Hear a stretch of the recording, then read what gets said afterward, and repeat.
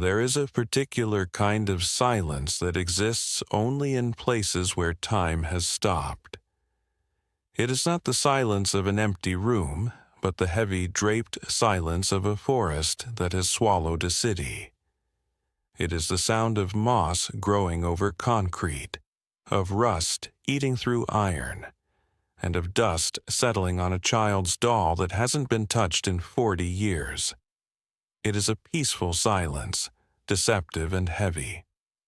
Before we step into that silence and walk through the archives of memory, I invite you to get comfortable. Let your shoulders drop. Unclench your jaw. Let the darkness of the room wrap around you like a heavy quilt. And before we drift back to 1986, I'm curious. Where in the world are you drifting off from tonight, or perhaps, what time does the clock show in your quiet room? Let me know in the comments below. Now, close your eyes. Let us go back to when the silence was not one of abandonment, but of anticipation. Let us go back to the dream. Story begins, Chapter 1. I remember the smell of the pine forest before the concrete poured in. It was a sharp, clean scent, carried on the wind that swept across the Pripyat marshes in the north of Ukraine. Before the towers rose, before the atom was split to boil water, there was just the marshland, the river, and the vast, endless sky of the Soviet Union. I want to tell you about the dream before I tell you about the nightmare. Because to understand the tragedy, you must first understand the immense, blinding optimism that built it. We did not build a disaster, we built a paradise, or so we believed. It begins in the mind of the collective. In the late 1960s, the Soviet Union was looking for power. Not just political power, but electrical power. The grid was hungry. Industry was expanding. The great machine of the state needed energy to turn its gears. And so, the decision was made to harness the atom. We called it the peaceful atom. It was a phrase you saw on posters, in newspapers, and in the speeches of party officials. The atom was no longer a weapon of war. It was a worker, a laborer that would toil silently inside graphite and zirconium to light our homes and warm our winters. I remember when the surveyors arrived. It was 1970. The location was chosen carefully, near the village of Kopachi, close to the Yanov railway station. The soil here was sandy, the water table high. The Pripyat River, a tributary of the Dnieper, flowed sluggishly nearby, offering the endless gallons of cool water required to calm the heat of the reactors. It was a practical choice, devoid of romance. Yet there was a romance in the engineering itself. The first stake was driven into the ground to mark the foundation of the city. We named it Pripyat, after the river. It was not just a collection of dormitories for the plant workers. It was designed to be an exemplary city, an atomgrad. In the Soviet Union there were closed cities, secret places that did not appear on maps, but Pripyat was to be the jewel. It was the city of the future. If you walked with me through those early days of construction, you would hear the constant rhythmic thrum of diesel engines. The excavators dug deep into the earth, churning up the dark soil. The cranes, tall yellow herons of steel, pivoted against the gray sky, lifting prefabricated concrete panels into place. Panel by panel, floor by floor, the city rose from the marshes. It is difficult to describe the aesthetic of Soviet concrete to someone who did not live within it. It is gray, yes, and often described as brutal. But to us, in the 1970s, it represented stability. The lines were straight. The angles were precise. There was a comfort in that uniformity. When you looked down Lenin Avenue, you saw order. You saw a society that had organized itself against the chaos of nature. The apartment blocks were numbered, not named. I lived in one of the first to be completed. The walls were thick enough to dampen the sound of the neighbors, but thin enough that you could sometimes hear the hum of the plumbing, the lifeblood of the building. The heating was central, radiated through heavy cast-iron fins painted white, always ticking and pinging as the hot water circulated. But the city was only half of the equation. 2 miles away, connected by a straight, paved road that cut through the forest, was the V.I. Lenin nuclear power plant. This was the cathedral of our age. The construction of the plant was a staggering feat of logistics. We are talking about millions of tons of concrete, thousands of miles of cabling, and steel-reinforced bars thick as a man's wrist. The design chosen was the RBMK 1000. It is a technical name, dry and uninspiring, but it stood for Reactor Bolshoi Moshchnosti Kanalny, high-power channel-type reactor. The RBMK was a uniquely Soviet creation. It was massive. Unlike Western reactors that were contained within heavy steel pressure vessels, the RBMK was a sprawling giant. It used graphite as a moderator. I want you to visualize this. Thousands of graphite blocks, stacked together like a towering black puzzle, creating a cylinder over 7 meters high and 12 meters wide. Through this graphite core ran the pressure tubes containing the fuel, uranium dioxide pellets encased in zirconium alloy. There was a pride in the sheer scale of it. It was designed to produce 1,000 megawatts of electricity. 1,000 megawatts. It was enough to light up Kiev. It was enough to power the factories, the trams, the street lights, and the television sets of millions. I watched the first unit come online in 1977. There is a specific feeling in a control room when a reactor goes critical for the first time. Criticality sounds dangerous, but in nuclear physics, it simply means the chain reaction is self-sustaining. It is the moment the machine wakes up. The control room of Unit 1 was a sanctuary of buttons, dials, and light bulbs. The walls were lined with pale green panels, a color chosen, they said, to reduce eye strain for the operators who worked the long night shifts. The floor was tiled in a checkerboard pattern. The air was always cool, conditioned, and filtered, smelling faintly of ozone and floor wax. When the turbine spun up to speed, you could feel a vibration in the floor, a low, subsonic hum that traveled through the soles of your shoes and into your bones. It was the heartbeat of the Soviet Union. It felt unstoppable. By the early 1980s, Pripyat had blossomed. We called it the City of Roses. Along the wide boulevards, thousands of rose bushes were planted. In the spring and summer, the air was heavy with their scent, mixing with the pine from the surrounding forest. The city was young. The average age of a resident in Pripyat was only 26 years old.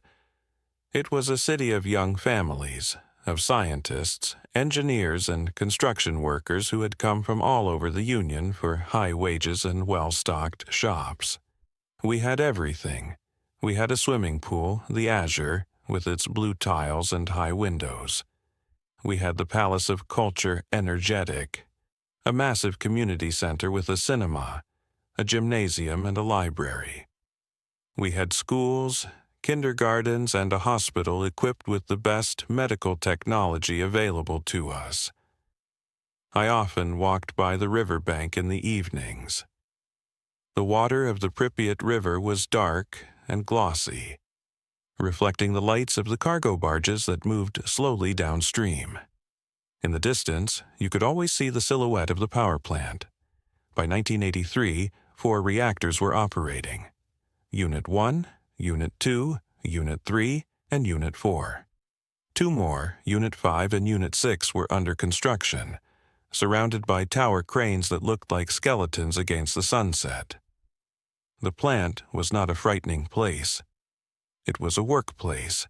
It was mundane. We clocked in, we put on our white cotton uniforms, we put on our dosimeters, and we went to work. The white uniforms were significant. They symbolized cleanliness, scientific purity.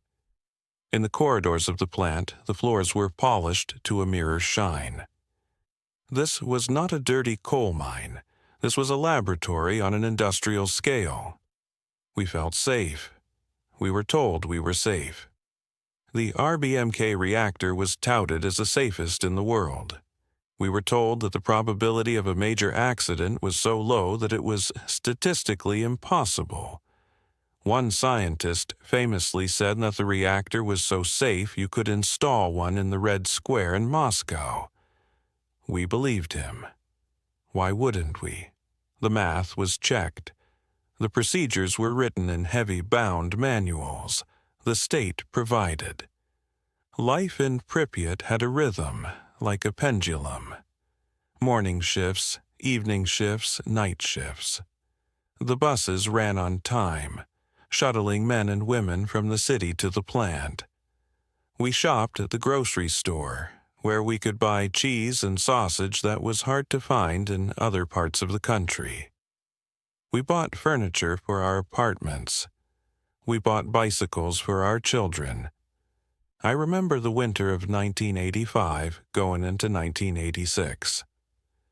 It was cold, the snow piling high against the bases of the silver birch trees.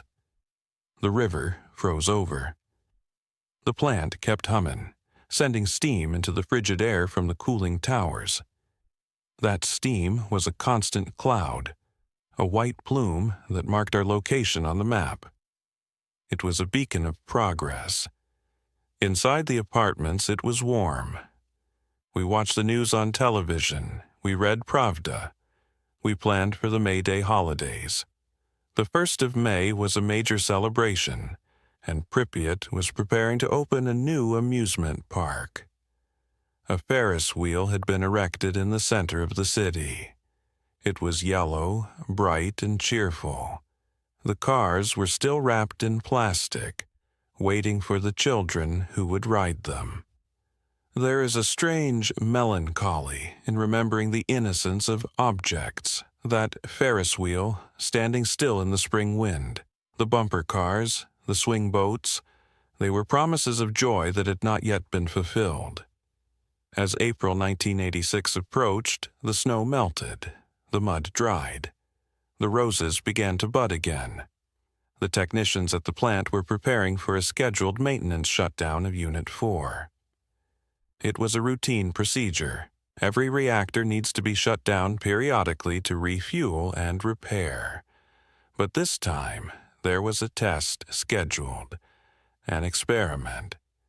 It was a safety test, ironically. The engineers needed to know if the spinning momentum of the turbine could generate enough electricity to power the emergency water pumps in the event of a power failure, just for those crucial 40 or 50 seconds before the diesel generators kicked in. It was a gap in our safety protocols, a loose end that needed to be tied. The test had been attempted before, in previous years, but it had failed. The voltage had dropped too quickly. New equipment had been installed, new voltage regulators. This time, they were sure it would work. This time, they wanted to get it right. I recall seeing the schedule. The shutdown was planned for the afternoon of April 25th. It was a Friday. The weekend was approaching. People were looking forward to their days off, to fishing in the cooling pond, to tending their dacha gardens. The atmosphere in the city was calm. There was no foreboding, no omens in the sky. The birds sang as they always did. The buses hissed as they knelt to pick up passengers. The sun set on the evening of April 25th, casting long shadows across the main square. The white stone of the Palace of Culture turned a soft pink in the twilight.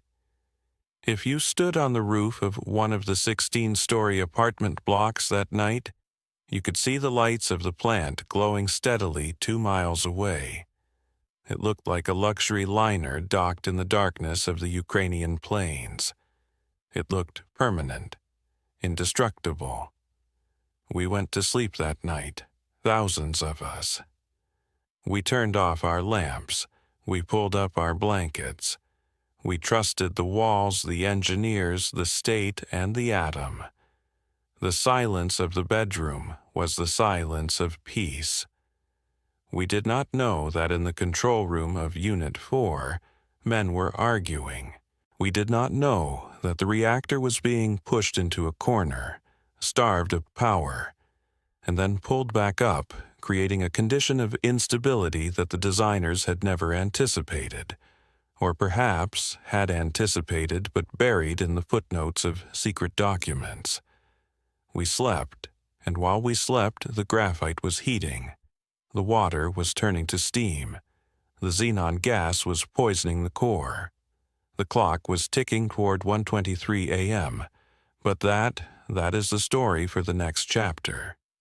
For now, let us rest in the memory of the city that was, the city of roses, the city of the future, the city that is still there, waiting in the silence, exactly as we left it, yet entirely changed.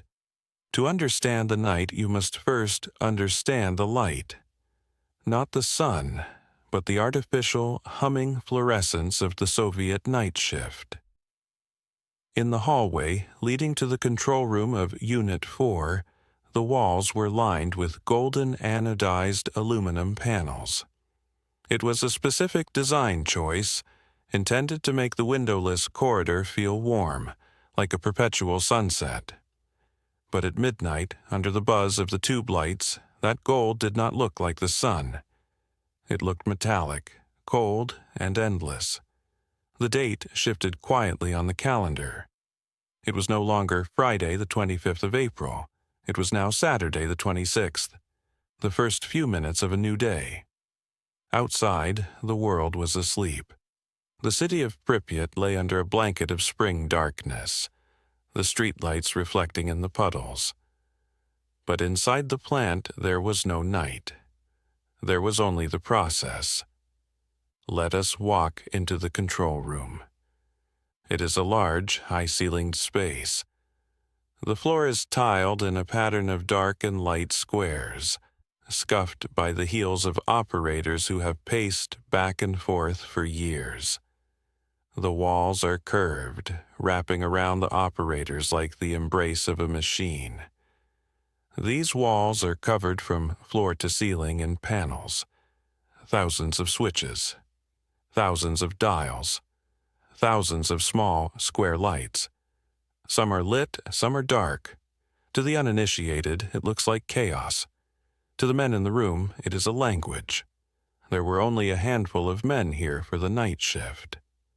The shift change had just happened at midnight. The fresh crew had arrived, rubbing sleep from their eyes, taking over from the tired evening crew. They were young men, mostly. Leonid Toptunov, the senior reactor control engineer, was only 26 years old. He had a mustache that made him look older, but his eyes were young. He was intelligent, a graduate of the finest institute, but he was inexperienced. He had only been in this senior position for a few months. Beside him was Alexander Akimov, the shift supervisor. He was older, more seasoned. He wore glasses and had a gentle, studious face. He was the kind of man who followed the rules, who respected the manual.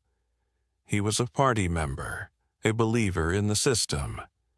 And then, pacing behind them, was Anatoly Dyatlov, the deputy chief engineer. He was not supposed to be there, strictly speaking, but he was in charge of the test. He was a man of sharp angles and high cheekbones, known for his abrasive style. He did not ask, he commanded. His voice was often the loudest thing in the room, cutting through the hum of the ventilation. The room was quiet, but it was a tense quiet. The reactor, Unit 4, was being powered down. This was the plan. They needed to lower the power to a specific level to conduct the safety test on the turbine. It should have been a simple procedure, a gentle descent, like walking down a flight of stairs. But reactors are not simple machines. They have personalities, they have moods. And that night, the reactor was tired. Due to delays from the grid in Kiev, the reactor had been held at half power for many hours. Inside the core, invisible to the naked eye, a poison was building up. Xenon-135. It is a byproduct of the nuclear reaction, a gas that absorbs neutrons. It acts like a brake, slowing the reaction down. Usually, at full power, the xenon is burned away as fast as it is created. But at half power, it accumulates. It clogs the engine. Toptunov sat at the central console. His hands hovered over the switches that controlled the boron rods. These rods were the brakes of the reactor. Insert them, and the reaction slows. Withdraw them, and the reaction speeds up. He was trying to stabilize the power, to find that sweet spot for the test. Then a mistake happened. Or perhaps it was a glitch. A moment of hesitation. Toptunov switched the control mode from local to global automated control. In that split second of transfer, the computer received an imbalance signal. It did what it was programmed to do. It drove the rods down, deep into the core. The power plummeted. On the large circular dials on the wall, the needles swung to the left. Down, down, down. The reactor was effectively shutting itself off. It was going to sleep. In a normal world, in a safe world, this would be the end of the story. The operators would accept that the reactor had stalled. They would spend a day or two slowly bringing it back up, clearing the xenon poison, following the strict protocols of nuclear safety. They would go home, perhaps embarrassed, but alive. But this was not a normal night. There was a test to complete. There were quotas. There was the pressure of the Soviet state, which did not look kindly on failure or delay. Dyatlov looked at the dials. The power was near zero. "What are you doing?" he barked. The air in the room seemed to freeze. He ordered them to bring the power back up. Immediately. Akimov hesitated. He knew the rules. He knew that trying to restart a poisoned reactor was dangerous. It was like trying to force a tired horse to gallop. "The reactor is poisoned," he said quietly. "We should shut down." Dyatlov would not hear it. He was a man who believed in the supremacy of man over machine. He had been working with nuclear reactors since they were installed in submarines. He intimidated them, he threatened them, not with violence, but with something worse, career suicide. In Pripyat, your job was your life, your apartment, your food, your status, it all came from the plant. To disobey was to lose everything, so they obeyed. Toptunov began to pull the rods out, one by one, then in groups. He was trying to claw the power back up from the bottom of the pit. It was a struggle. The xenon was heavy, suffocating the reaction. To compensate, to get the power they needed for the test, they had to withdraw more rods than was ever intended.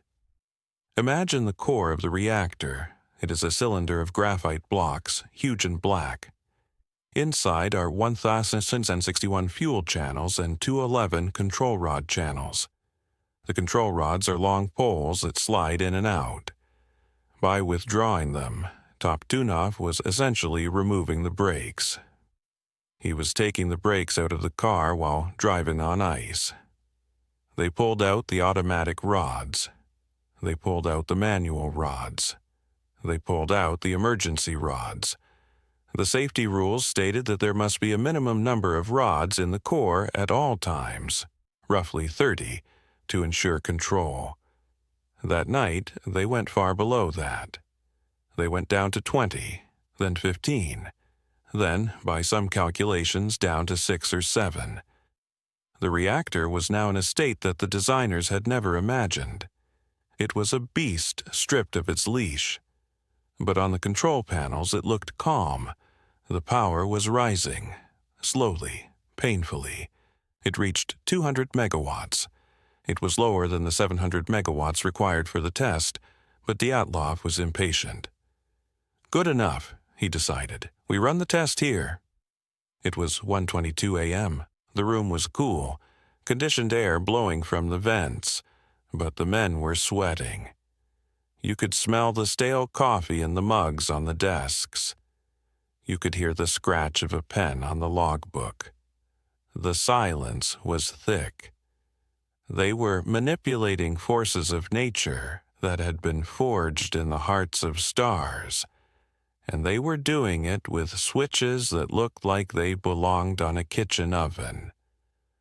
To perform the test, they had to disable the emergency safety systems. They didn't want the reactor to shut down automatically when they cut the steam to the turbine. That would ruin the experiment.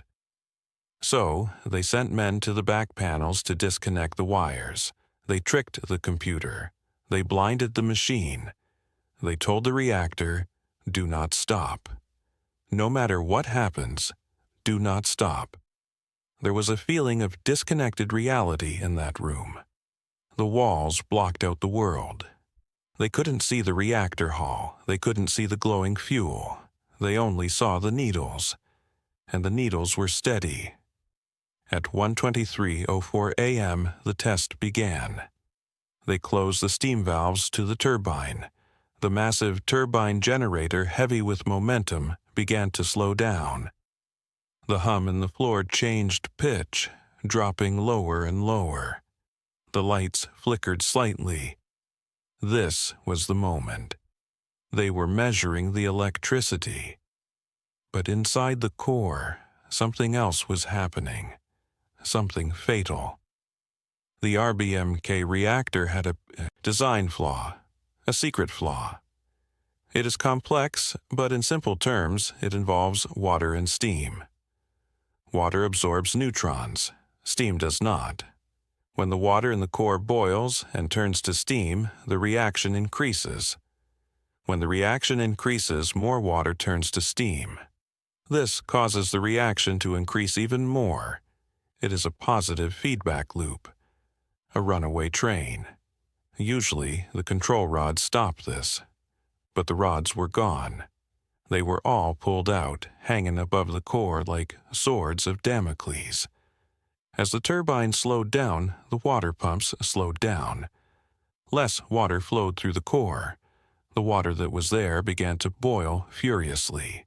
Steam bubbles formed, flash boiling. Suddenly, the power began to rise. Not slowly, like before, but quickly. The needles on the wall twitched, then they jumped. Toptunov saw it first. The numbers on the computer screen were scrolling too fast. The power was surging. He shouted a warning. The calm of the control room shattered. Akimov realized, in that split second, that they had lost control. He did the only thing he could do. He shouted, "Aussie 5! Aussie 5!" The emergency scram button. It was the ultimate failsafe. A red button under a plastic cover. When pressed, it would drive all the control rods, every single one of them, back into the core at once, killing the reaction instantly. It was the emergency brake. Akimov reached out. He flipped the plastic cover. He pressed the button. It was 1:23:40 a.m. He expected to hear the reassuring thud of the rods dropping into place. He expected the needles to drop to zero. He expected safety. But the RBMK had one last terrible secret. The control rods were made of boron, which stops the reaction. But the tips of the rods, the parts that entered the core first, were made of graphite. Graphite increases the reaction. It was a design choice to make the rods move smoother, a way to displace water. But in this specific, highly unstable condition, with the rods pulled out so high, it meant that the first thing to enter the overheating, runaway core was not a brake. It was a detonator. As the rods began to descend, those graphite tips pushed the last of the water out of the channels. For a brief, crucial moment, the reaction didn't stop. It spiked, it skyrocketed. In the control room, they heard a noise, not an explosion, not yet, but a groan. A deep, terrifying groan from the earth itself. It was the sound of the fuel channels warping. The tubes were bending under the immense heat. The rods stopped. They jammed. They had only gone in 1/3 of the way. They were stuck. The operators stared at the rod indicators. They were frozen in the middle of the dial. The brakes had failed. The car was going off the cliff. The power output, which was supposed to be 3,200 megawatts at maximum, surged past that. It went to 4,000, 10,000, 30,000. It went off the scale. The reactor was producing more energy than it was ever designed to hold. The fuel pellets were shattering. The zirconium was reacting with the steam. The pressure was building to a point that physics could no longer contain. In the control room, the floor jumped. It was a sharp, physical jolt, like an earthquake. Dust fell from the ceiling's tiles. The lights flickered and dimmed to a sickly orange glow. For a moment, there was a profound confusion, a disbelief. They looked at each other. Akimov, Toptunov, Dyatlov. Their faces were pale in the emergency lighting. They were men of science, men of logic. What was happening was impossible. The manual said it was impossible. But the manual was written by men, and men are fallible. The deep, rhythmic thrumming of the plant, the sound they had lived with for years, the heartbeat of their city, suddenly stopped. It was replaced by a hiss, a terrible loud hiss of escaping steam, and then silence. A brief, suspended silence, hanging in the air like a held breath. They did not know it yet, but 200 tons of concrete and steel, the upper biological shield of the reactor, the Elena plate, was currently dancing on top of a plume of superheated gas. The lid of the kettle was rattling. Akimov stood by the panel, his hand still near the AZ5 button. He pressed it again, and again. Nothing happened. The indicators were dead. The time was 1:23:45. We often think of disasters as slow-moving things, tragedies that unfold over hours or days. But the end of the old world, the end of the Soviet dream, took only seconds. It was a sequence of clicks, a rush of steam, and a button pressed with the best of intentions. The men in the room stood still, waiting for the system to respond, waiting for the backup generators, waiting for reason to return to the universe. But reason had left the building, and then came the roar. It did not come from the room. It came from everywhere. It came from the walls, from the floor, from the deep concrete belly of the earth. It was a sound so loud it was not heard, but felt. It was the sound of the atom tearing itself apart. The world went black. There is a moment after a thunderclap where the world seems to inhale, a fraction of a second where the air is sucked away, leaving a vacuum of absolute stillness before the sound catches up with the fury. In the control room of Unit 4, that stillness lasted only a heartbeat, but it felt like an eternity. The blackness was not empty, it was heavy. It pressed against the eyes. And then, the emergency lights flickered on. They were not the bright, clinical fluorescence of before. They were dim, powered by batteries, casting long, strange shadows that stretched across the tiled floor like reaching fingers. The first thing that returned was the dust. It fell from the ceiling in thick, choking curtains. It wasn't just plaster. It was a fine, gritty powder that tasted distinct. It tasted of old stone and electricity. It coated the consoles, the logbooks, and the white uniforms of the men who stood frozen, their hands still hovering near the controls that no longer worked. I want you to imagine the confusion. These men were standing in a room with walls 3 feet thick. They had not seen the explosion. They had only felt the earth buck beneath their feet. To them, the reactor was an unshakable fortress. The idea that the core, the holy grail of the facility, had exploded was simply not a shape that fit into their understanding of the world. It was like looking at the sun and being told it had turned into ice. It was a cognitive dissonance so strong it blocked out the truth. The hydrogen tank, someone said. It was a whisper in the dusty gloom. It must be the emergency water tank. It exploded. That was a rational explanation. A water tank bursting was a mechanical failure, a fire, a pipe rupture. These were things that could be fixed. These were things that did not mean the end of everything. Dyatlov, the deputy chief engineer, stood amidst the debris. His face was a mask of gray dust. He was already shouting orders, his voice cutting through the ringing in their ears. "Cool the reactor," he yelled. "Get the water flowing. Lower the rods manually." They were orders given to a ghost. There were no rods. There was no reactor. There was only a gaping, burning crater. But they did not know. They could not know. While the men inside were blinded by walls and denial, the truth was visible to those outside. Let us drift away from the plant for a moment, out into the cool, damp air of the night. Down by the cooling pond, about a mile from the reactor, the night was serene. The water was black and glass-like, reflecting the moon. 2 fishermen were sitting on the bank. They had come here often. The water from the plant was warm, and the fish were plentiful and large. It was a favorite spot for the locals, a place of quiet contemplation. One of them was watching his float bob in the water. He was thinking about the morning, about the catch he would bring home.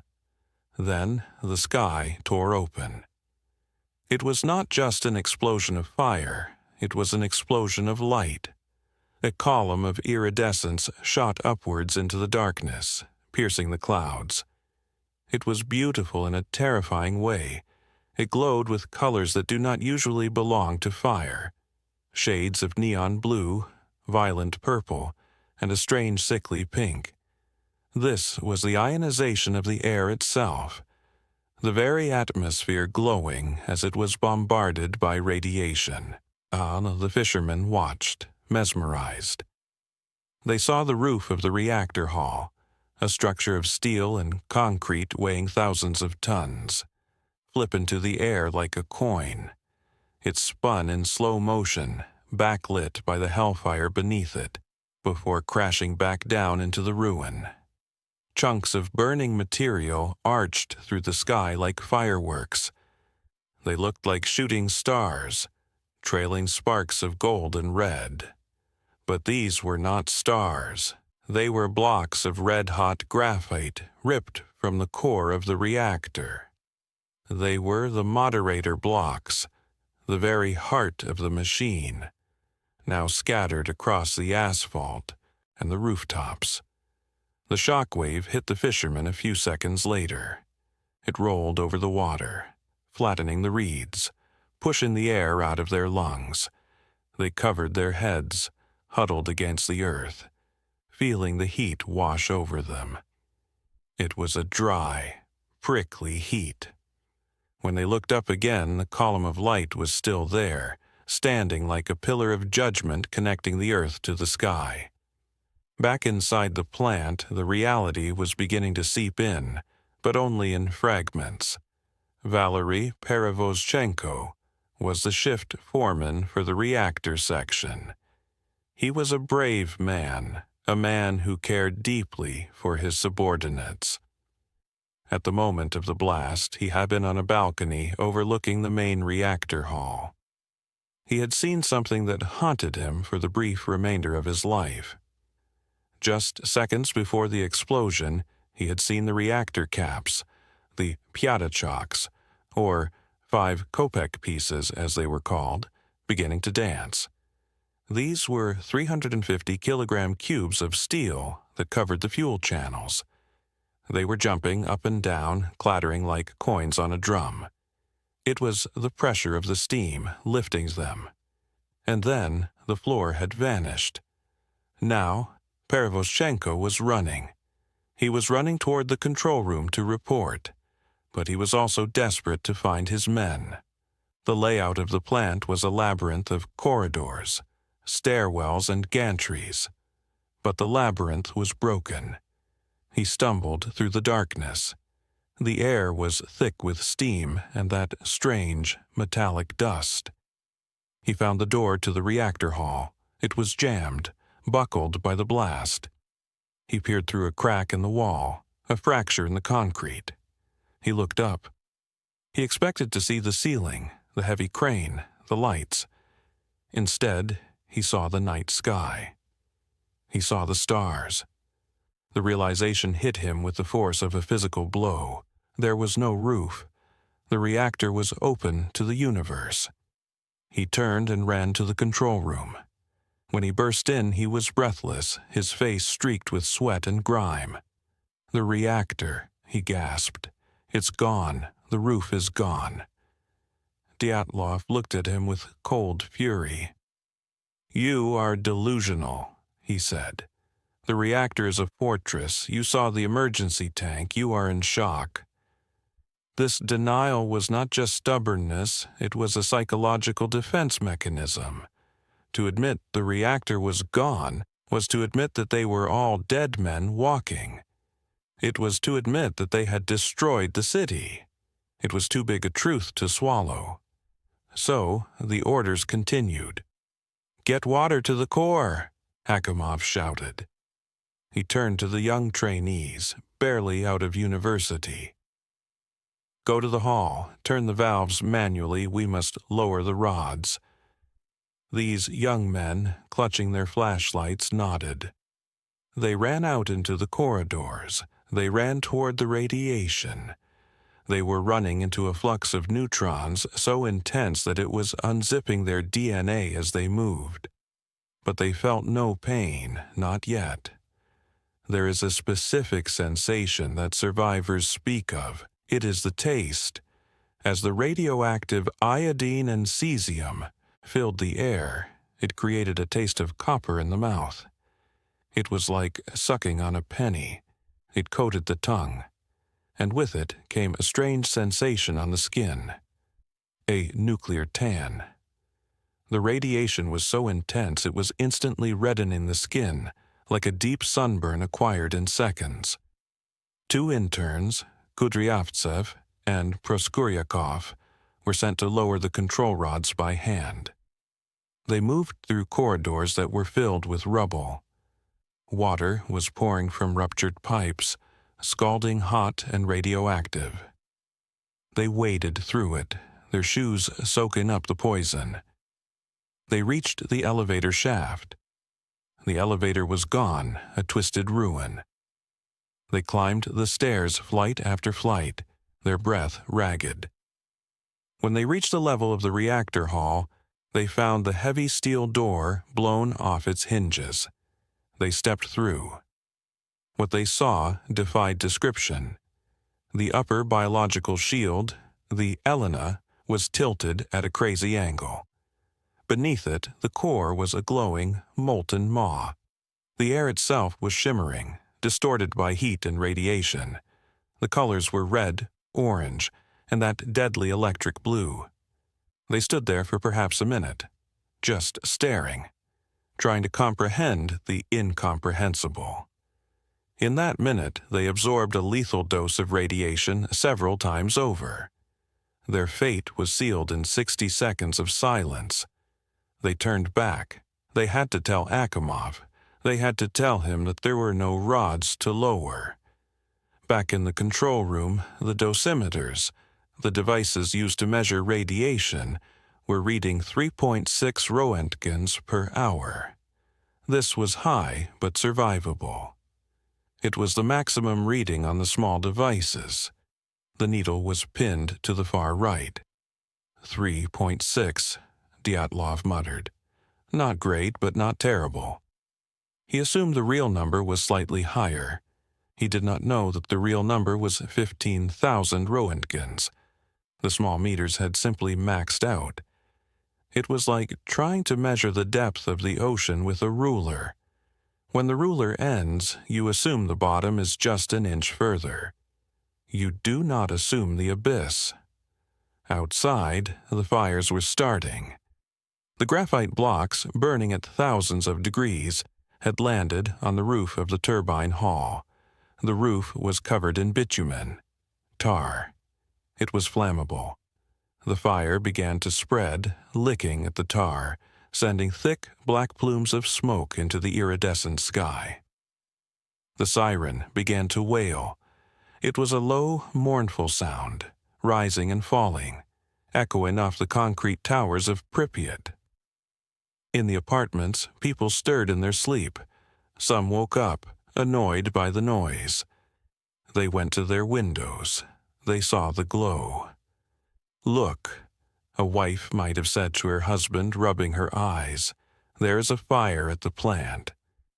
"Go back to sleep," he would reply, pulling the duvet up. "They will put it out. It is just a fire." They stood at their windows, watching the pretty lights, the dancing colors. They opened the windows to let the spring breeze in, and with the breeze came the invisible dust. It settled on the windowsills, on the potted plants, on the pillows. The city slept on, cradled in the arms of a silent killer. But at the fire station, located just a few kilometers away, the alarm was ringing. The men were sliding down the poles, pulling on their canvas jackets, grabbing their helmets. They were told there was a fire on the roof. They were not told what kind of fire. They were not told that the air they were about to breathe was burning with the energy of 1 billion crumbling atoms. They jumped into their trucks. The engines roared to life. The sirens screamed. They drove toward the light, toward the pillar of fire that connected the earth to the heavens. They were the moth, and the reactor was the flame. But that is where we must pause. The brave men of the fire service are approaching the gates, and their story deserves its own space in the silence. For now, let us remain in the quiet shock of the aftermath, where the world has changed forever, but the mind has not yet accepted it. Drift along the dark corridors. Watch the dust settle. Feel the heavy electric silence. And as we wait for the sirens to draw closer, rest your eyes. We are only just beginning to walk through the ashes. Think of a candle flame. Put your finger near it. You feel the warmth. Move it closer. It stings. Touch the wick, and the pain is immediate. We understand fire. It is honest. It warns you before it burns you. But radiation is a liar. It has no heat. It has no smell. other than that faint metallic taste of ozone. You can stand in a field of lethal neutrons and feel nothing but the cool night breeze on your face. You can breathe in air that will dissolve your lungs in 2 weeks, and it feels just like the fresh air of a spring forest. It is the ultimate betrayal of the senses. The firefighters of Paramilitary Fire Brigade No. 6 did not know they were fighting a liar. They knew fire. They were good at fighting fire. When the alarm rang at 1:28 a.m., just minutes after the explosion, they moved with practiced efficiency. The station was close, so close that some of the men had felt the shock wave rattle the windows of the dormitory where they were sleeping. Lieutenant Vladimir Pravik was 23 years old. He was a young father, his daughter just a few weeks old. He was the shift leader that night. When he looked out the window and saw the glow above the plant, he knew this was not a trash fire. He radioed dispatch. "Make it a number 3, he said. That was the highest alert level. It meant every available truck in the region was needed. The trucks rolled out, their red paint gleaming under the streetlights. They raced down the straight road toward the plant. As they got closer, the men in the cabs fell silent. Usually, a fire is a bright, chaotic thing. Orange flames, black smoke. But as they approached Unit 4, they saw the colors. The sky was lit up in violet and blue. The smoke was glowing. It was eerie. It looked like something from a science fiction movie, not a power plant in Ukraine. They pulled up to the south side of the turbine hall. The scene was apocalyptic. The roof of the turbine hall was on fire. Chunks of debris were scattered everywhere. Concrete, steel, and strange black blocks. "Graphite," one of the firefighters muttered, kicking a black block out of the way with his boot.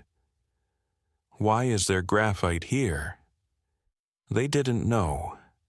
They didn't know that kicking that block was like kicking a running X-ray machine. They didn't know that the graphite had come from the very core of the reactor. Pravik rallied his men. "Get the hoses," he shouted. "We need to get to the roof." Their mission was clear. Stop the fire from spreading. The turbine hall was connected to Unit 3, which was still operating. If the fire spread to Unit 3, the disaster would double. They had to hold the line. They extended the ladders. They climbed up the side of the building, 70 meters into the air. The higher they climbed, the hotter it got. But it wasn't just the heat of the fire. The air itself felt thick, vibrating. On the roof, it was a nightmare. The bitumen, the tar used to seal the roof, had melted. It was sticky, like hot molasses. As the men walked, their heavy boots sank into the tar. Every step was a struggle. They were walking on a burning swamp, and everywhere, scattered like hail, were the graphite blocks. Some were glowing red-hot. Others were black and smoking. The firefighters picked them up with their gloved hands to throw them off the roof. "It's hot," one of them said, shaking his hand. "It burns through the gloves." They were holding pieces of a nuclear sun. Lieutenant Pravik was everywhere. He was directing the water streams, shouting encouragement. He climbed up to the roof of the reactor hall itself, looking down into the ruined crater. He peered into the mouth of the beast. The radiation there was measured in thousands of Roentgens. He stood there for minutes, trying to assess the situation, trying to figure out how to pour water into that glowing hole. His eyes began to change color. This is not a metaphor. The radiation was so intense it was affecting the melanin in his irises. His brown eyes were turning blue. Down below, another lieutenant, Victor Kibanok, arrived with his crew from the Pripyat station. They joined the battle.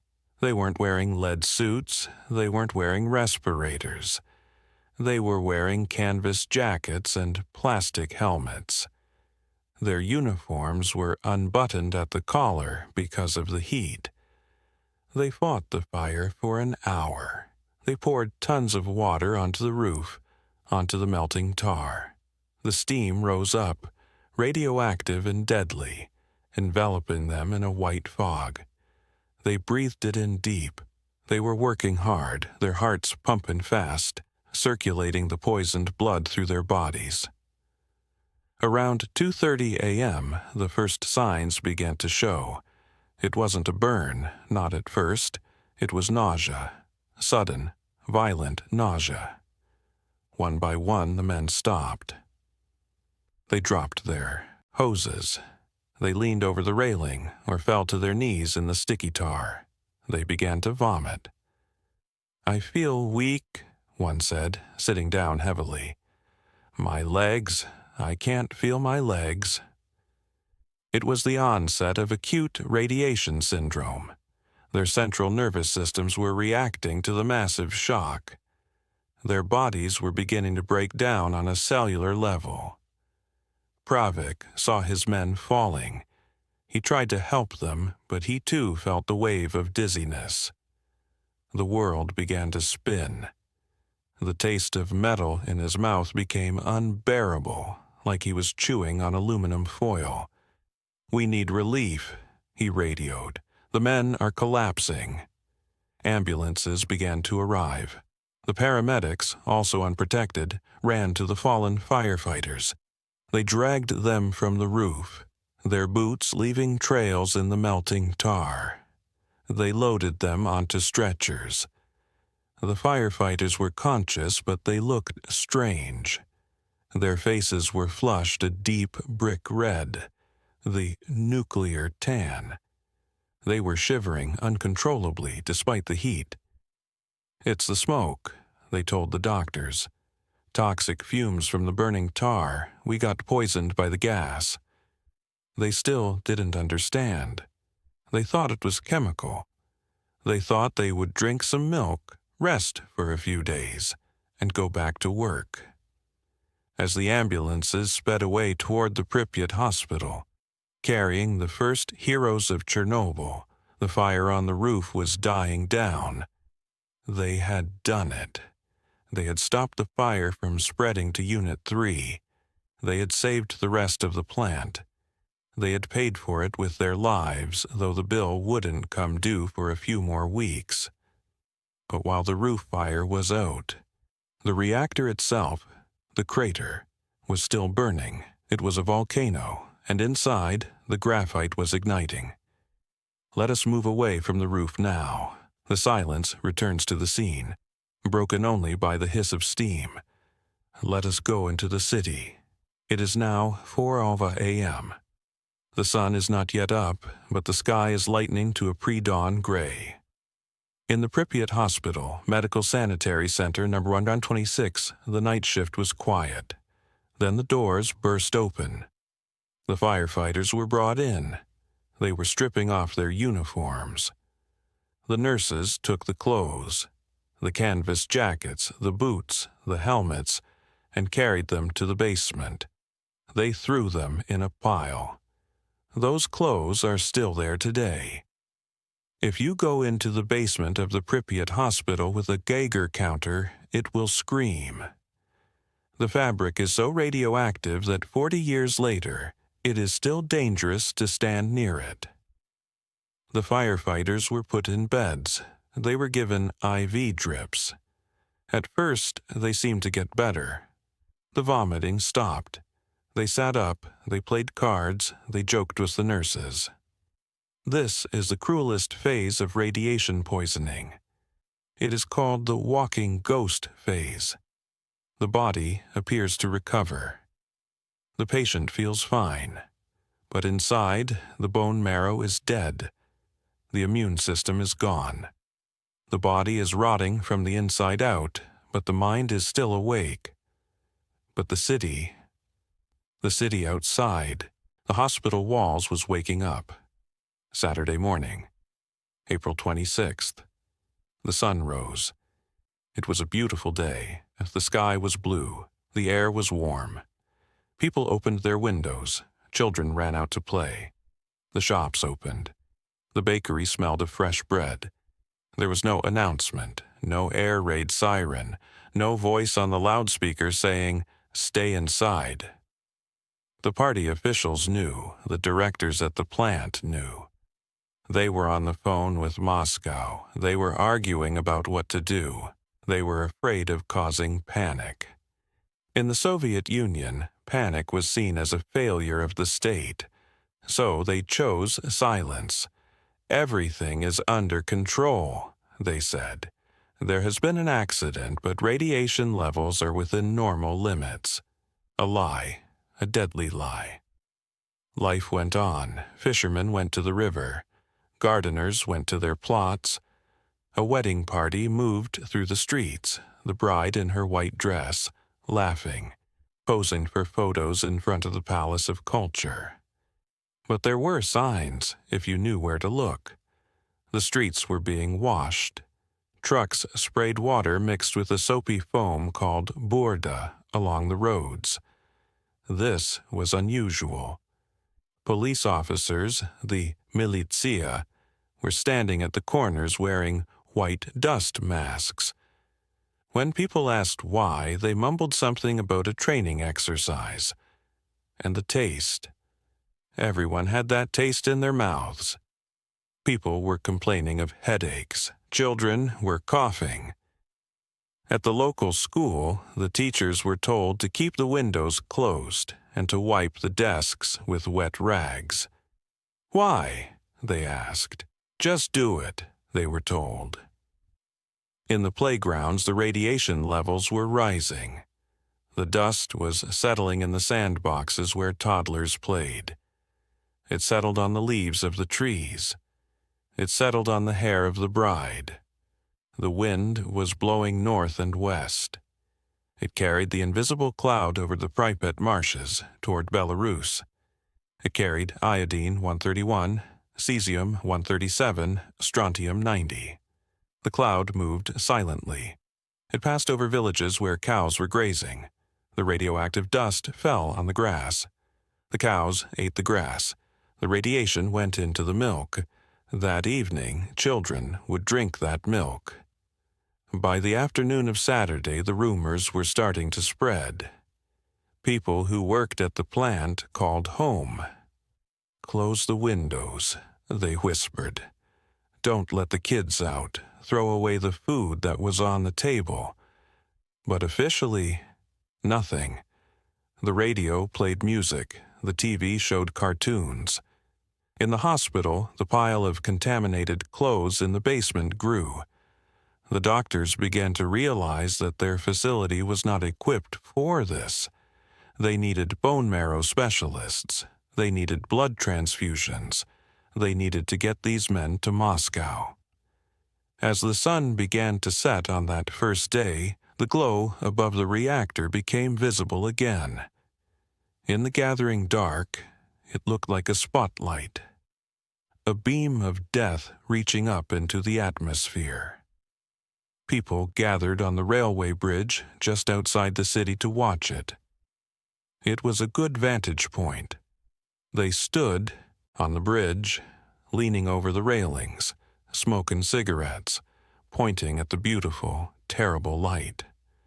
They brought their children. "Look," they said, "the reactor is glowing." They stood there for hours.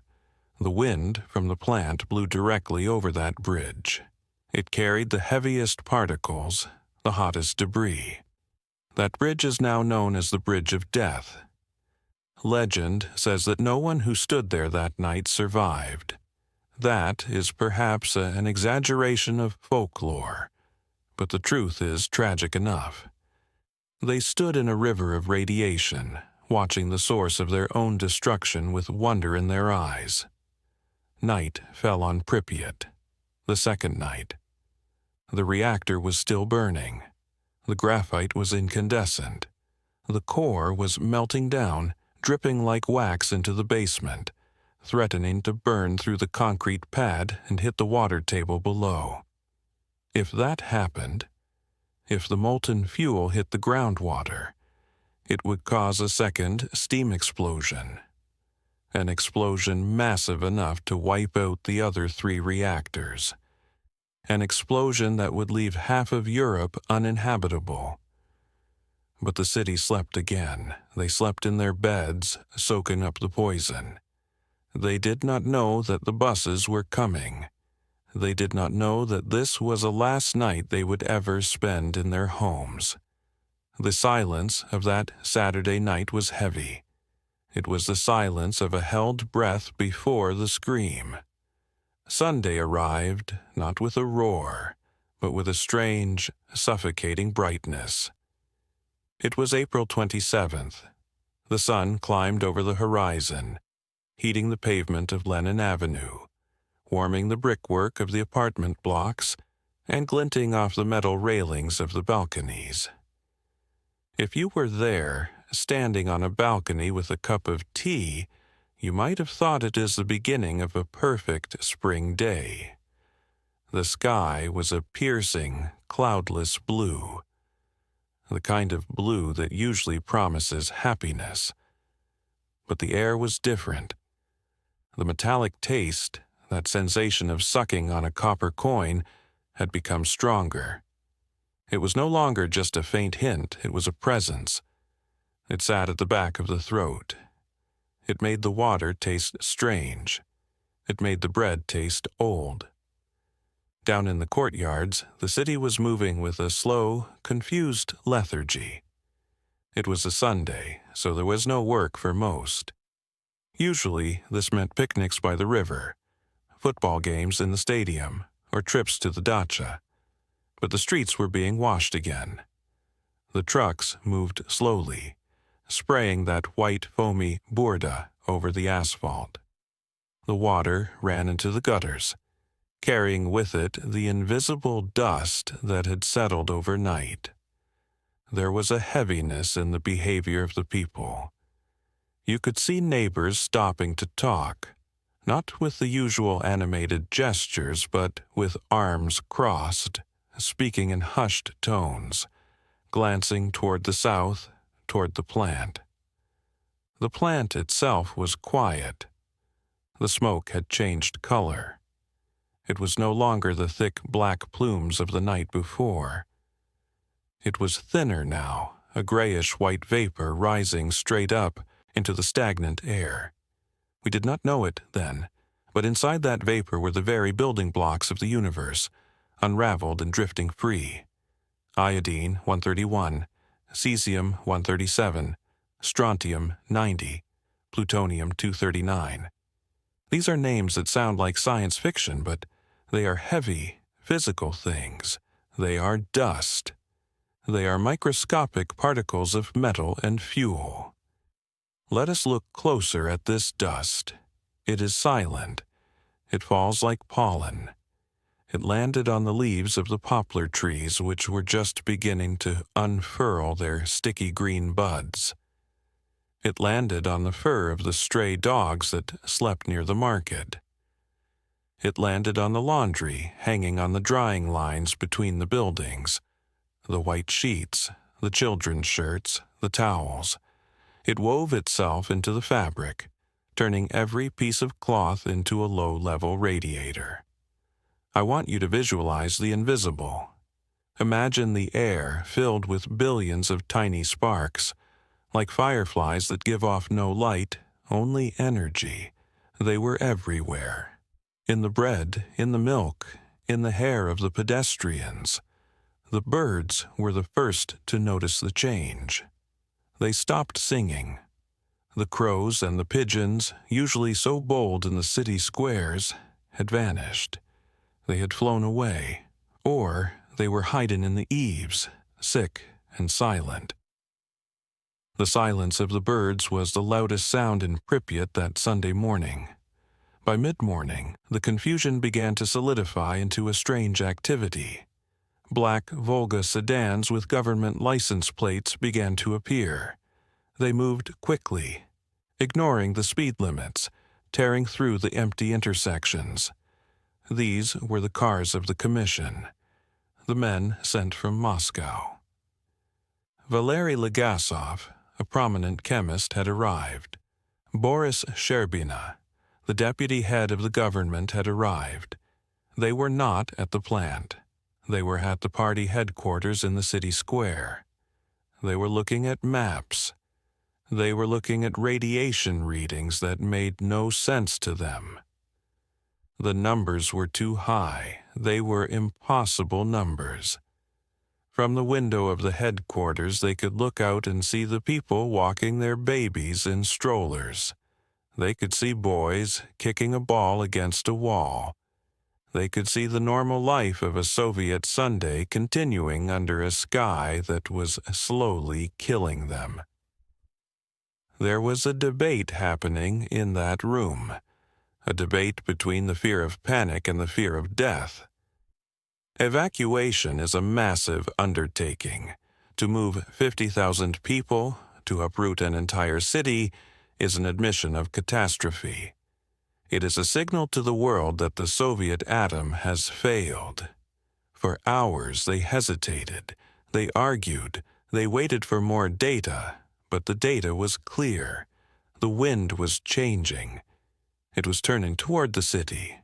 The radiation levels were climbing. In some parts of Pripyat, near the plant, the levels were already lethal.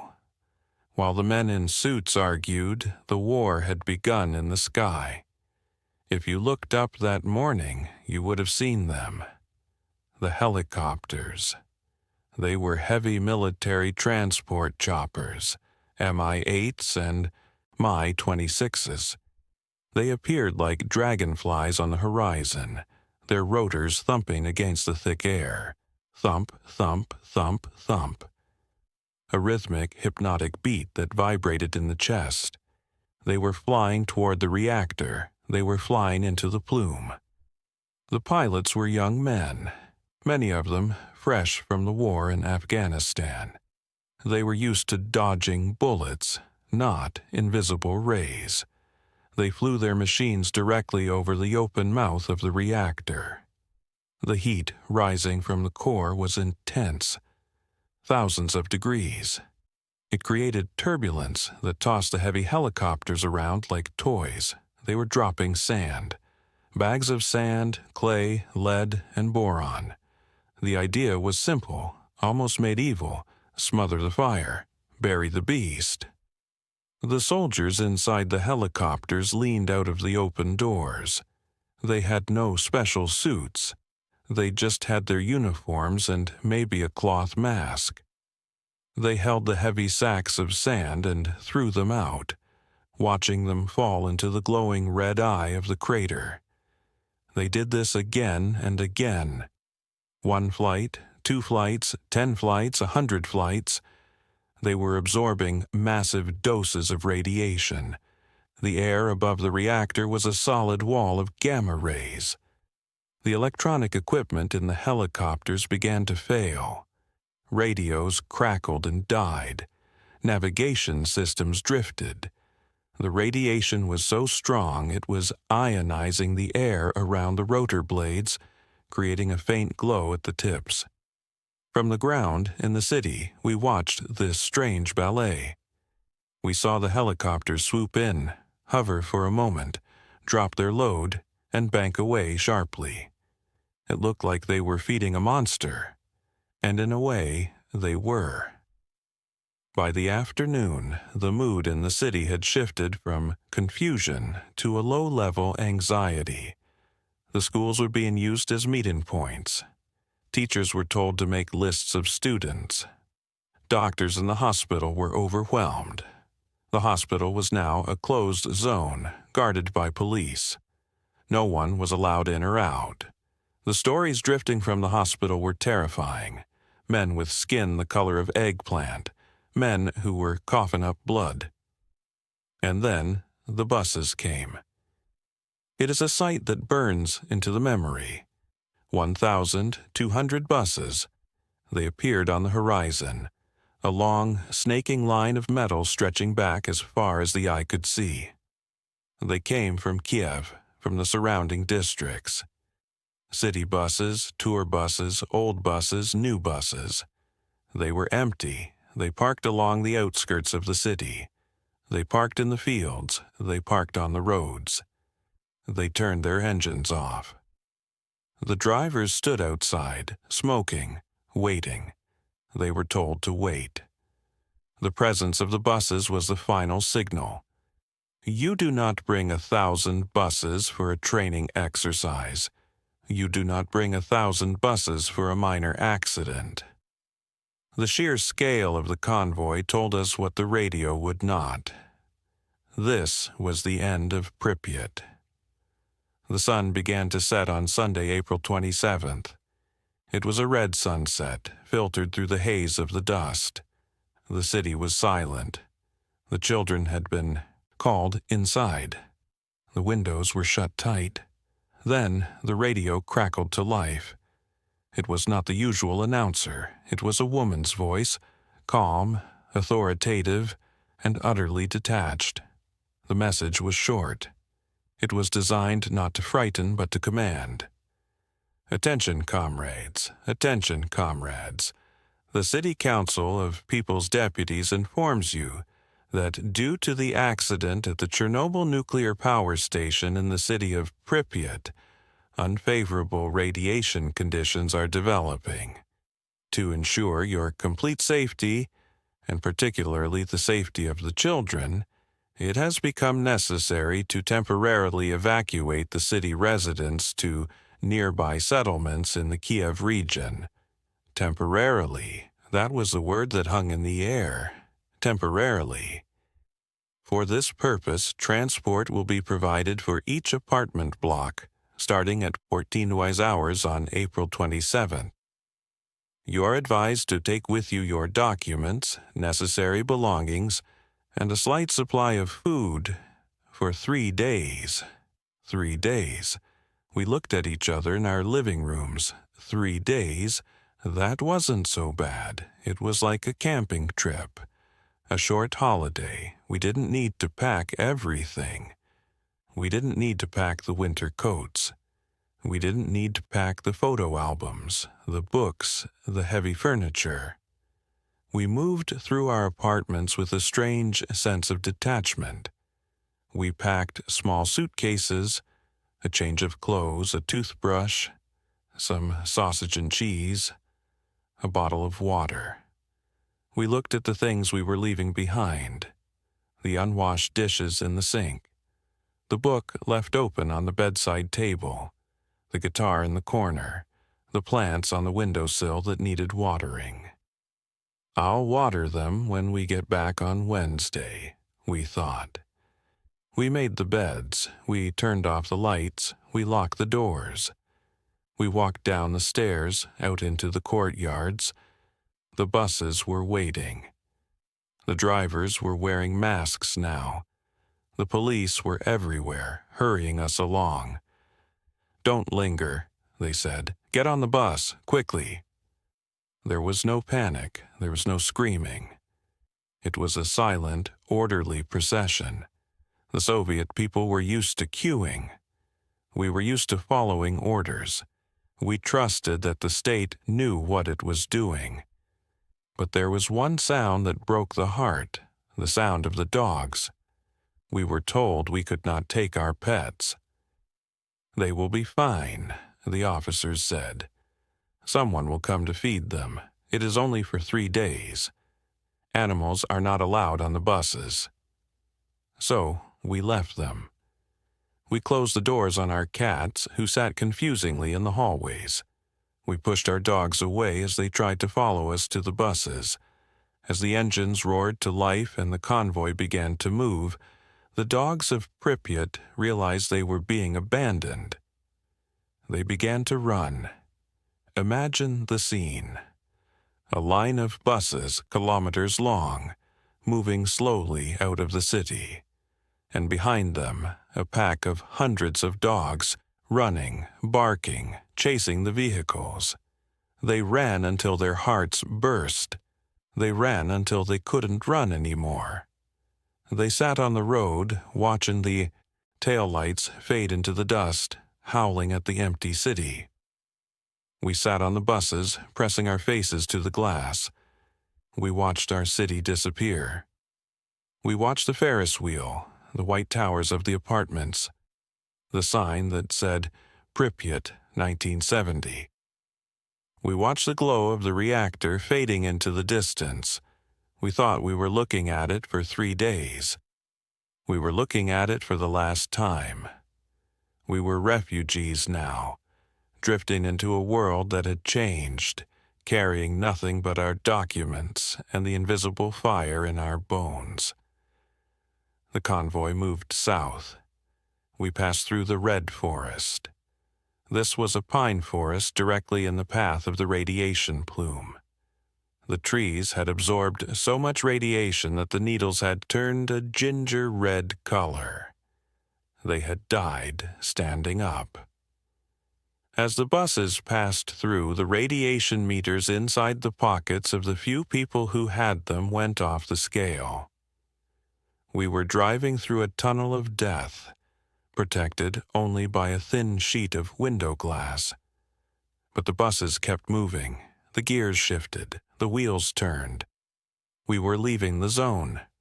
The silence that fell over Pripyat after the last bus left was absolute. It was a different kind of silence than before. It was the silence of a tomb. The traffic lights continued to change color. Red, yellow, green, red. They were signaling to no one. The clocks on the walls ticked, the refrigerators hummed. The laundry on the balconies fluttered in the radioactive wind. The city was suspended in time. It was a museum of the Soviet Union, preserved in amber. But at the plant there was no silence. The battle was only just beginning. The fire was still burning. The core was still hot.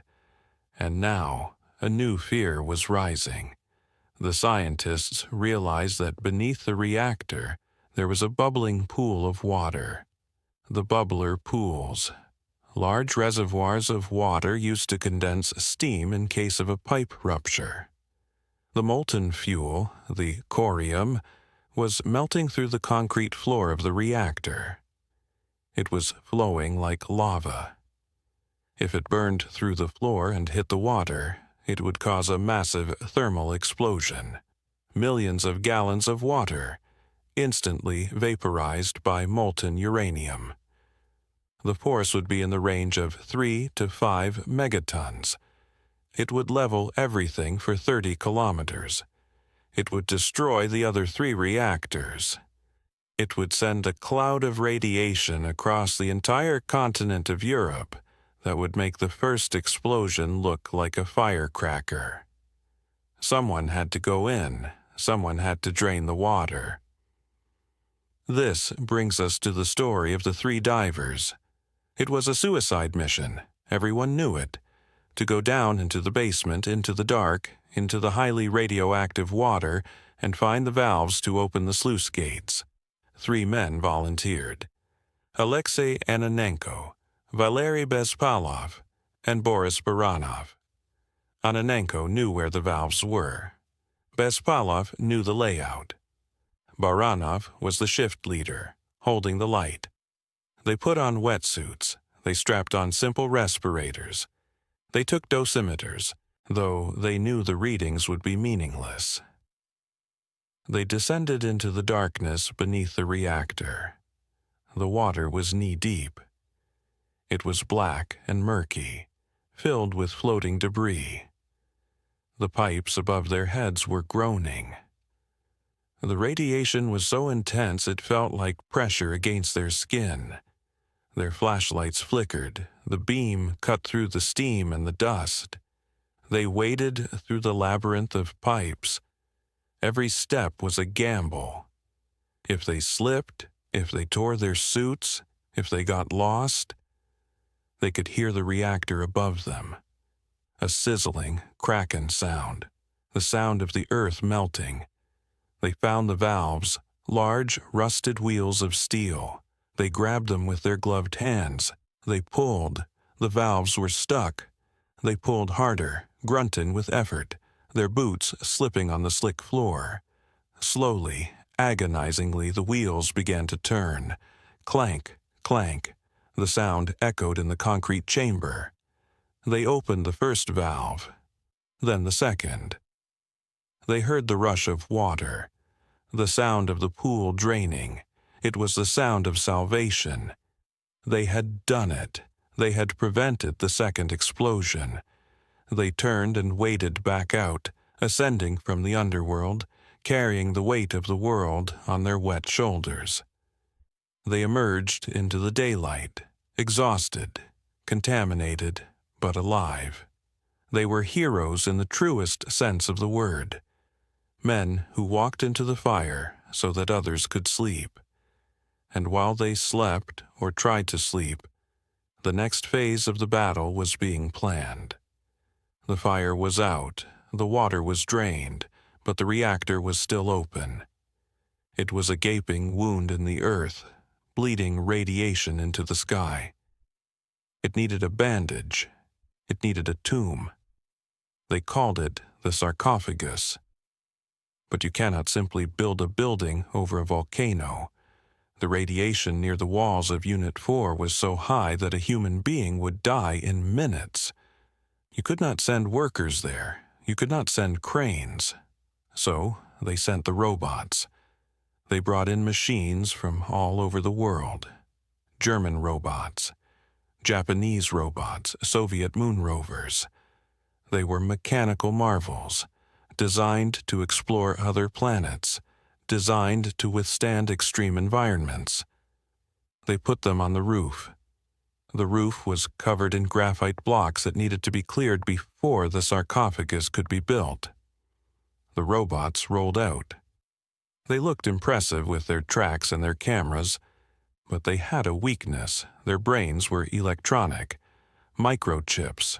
Radiation destroys microchips. It scrambles the signals. It fries the circuits. One by one, the robots died. They would roll forward a few meters, then spin in circles. They would drive off the edge of the roof. They would simply stop, frozen, their metal corpses adding to the debris. The German robot, the Joker, was a particular tragedy. It was bright yellow, looking like a toy tank. It was lowered onto the roof with high hopes. It moved a few inches, got stuck on a piece of graphite, and fried instantly. Its electronics were gone. The commanders watched on the monitors. They saw the machines fail. They realized a terrible truth. There was no machine on Earth that could withstand the radiation. There was only one thing that could function in that environment. One thing that could take an order, climb a ladder, pick up a shovel, and throw a piece of graphite, even while its cells were being destroyed. The bio-robot, the human being. They needed men, thousands of men, to go onto the roof for just seconds at a time. To run out, throw one shovelful of radioactive debris into the crater and run back. They called them the liquidators. They came from all over the Soviet Union. Reservists, soldiers, miners, factory workers. They were drafted. They were told it was their duty. They were given a uniform, a lead apron, and a shot of vodka. The roof was divided into zones. Zone M, Zone K. The names didn't matter. What mattered was the time limit. 40 seconds, or 60 seconds, or 90 seconds. That was it. That was your entire war. You trained for hours for a mission that would last less than 2 minutes. Let us stand with them now. In the staging area, the air is thick with cigarette smoke and nervous laughter. They are wearing heavy lead sheets strapped to their chests and backs. They are wearing lead codpieces. They look like medieval knights made of industrial scrap. The siren blares. Let's go! Let's go! They run up the stairs. Their hearts are pounding. They burst out onto the roof. The noise is deafening, not from the reactor, but from the wind, the roar of the air, and the blood rushing in their ears. They see the debris, the black graphite, the twisted metal. The view is dizzying, 70 meters down to the ground. They run. They are clumsy in the heavy lead. They grab a shovel. They scoop up a block of graphite. It is heavy. They run to the edge. They throw it over. 1. They run back. Scoop another. 2. They run back. 3. The siren sounds. Clear the roof. Clear the roof. They drop the shovels. They sprint back to the door. They tumble into the safety of the concrete stairwell, gasping for air, sweating, their hands shaking. In those 90 seconds, they have aged 10 years. They have absorbed a lifetime's worth of radiation. They are given a certificate and 100 rubles, and they are sent home.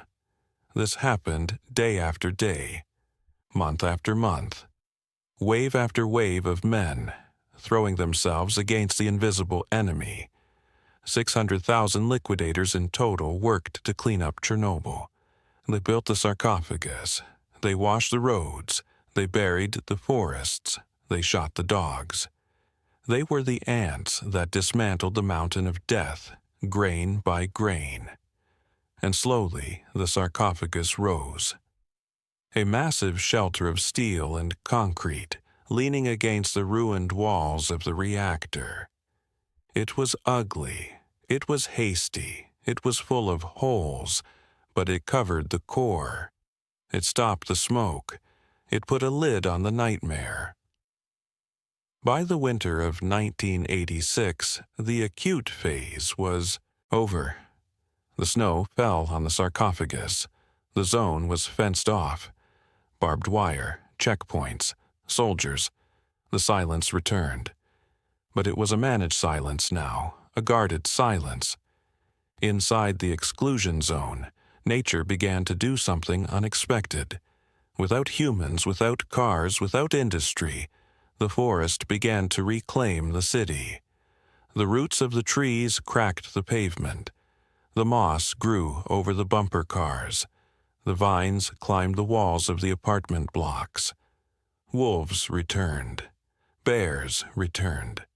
Przewalski's horses, an endangered species, were released into the zone and thrived. They didn't care about the radiation.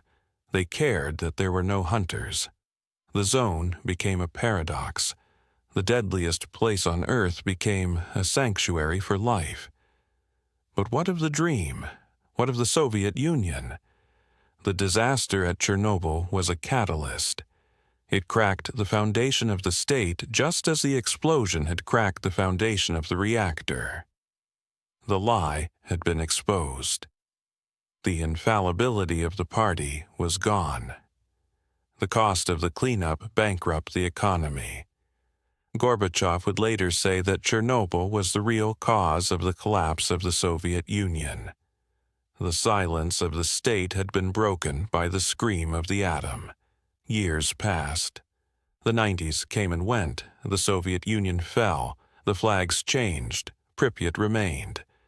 It became a ghost town, a destination for dark tourists, a place for photographers to capture the decay. They took pictures of the dolls on the floor, the gas masks hanging from the ceiling, the piano rotting in the concert hall.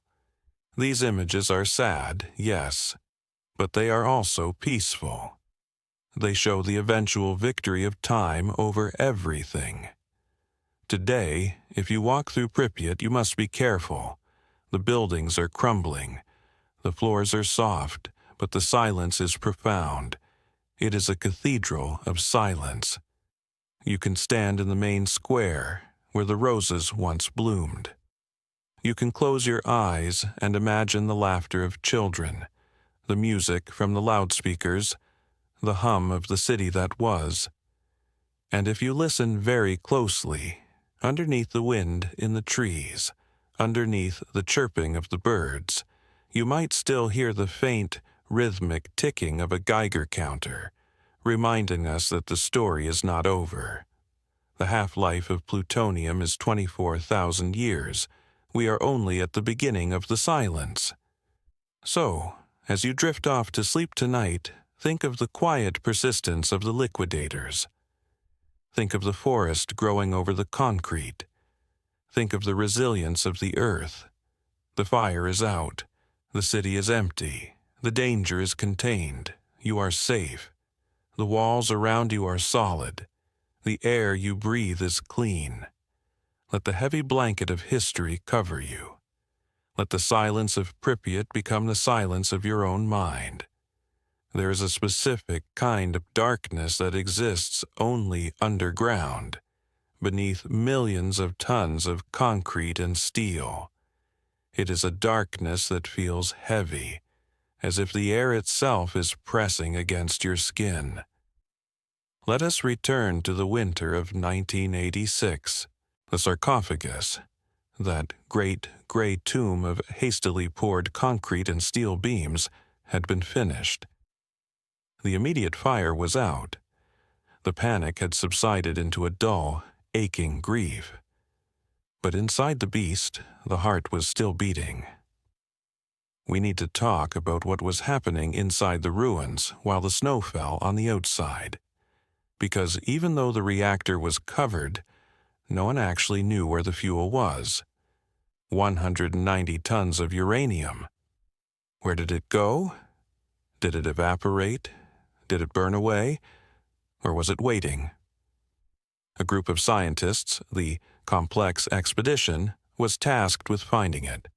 They were the detectives of the Dead Zone. They called themselves Stalkers, long before the video games or the tourists adopted the name.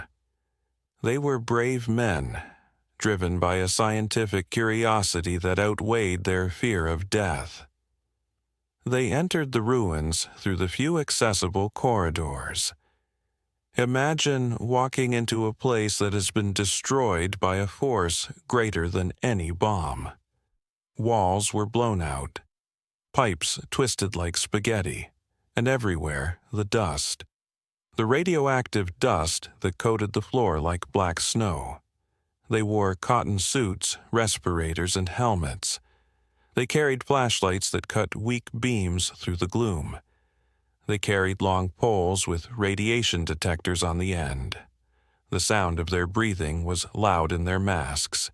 In, out, in, out.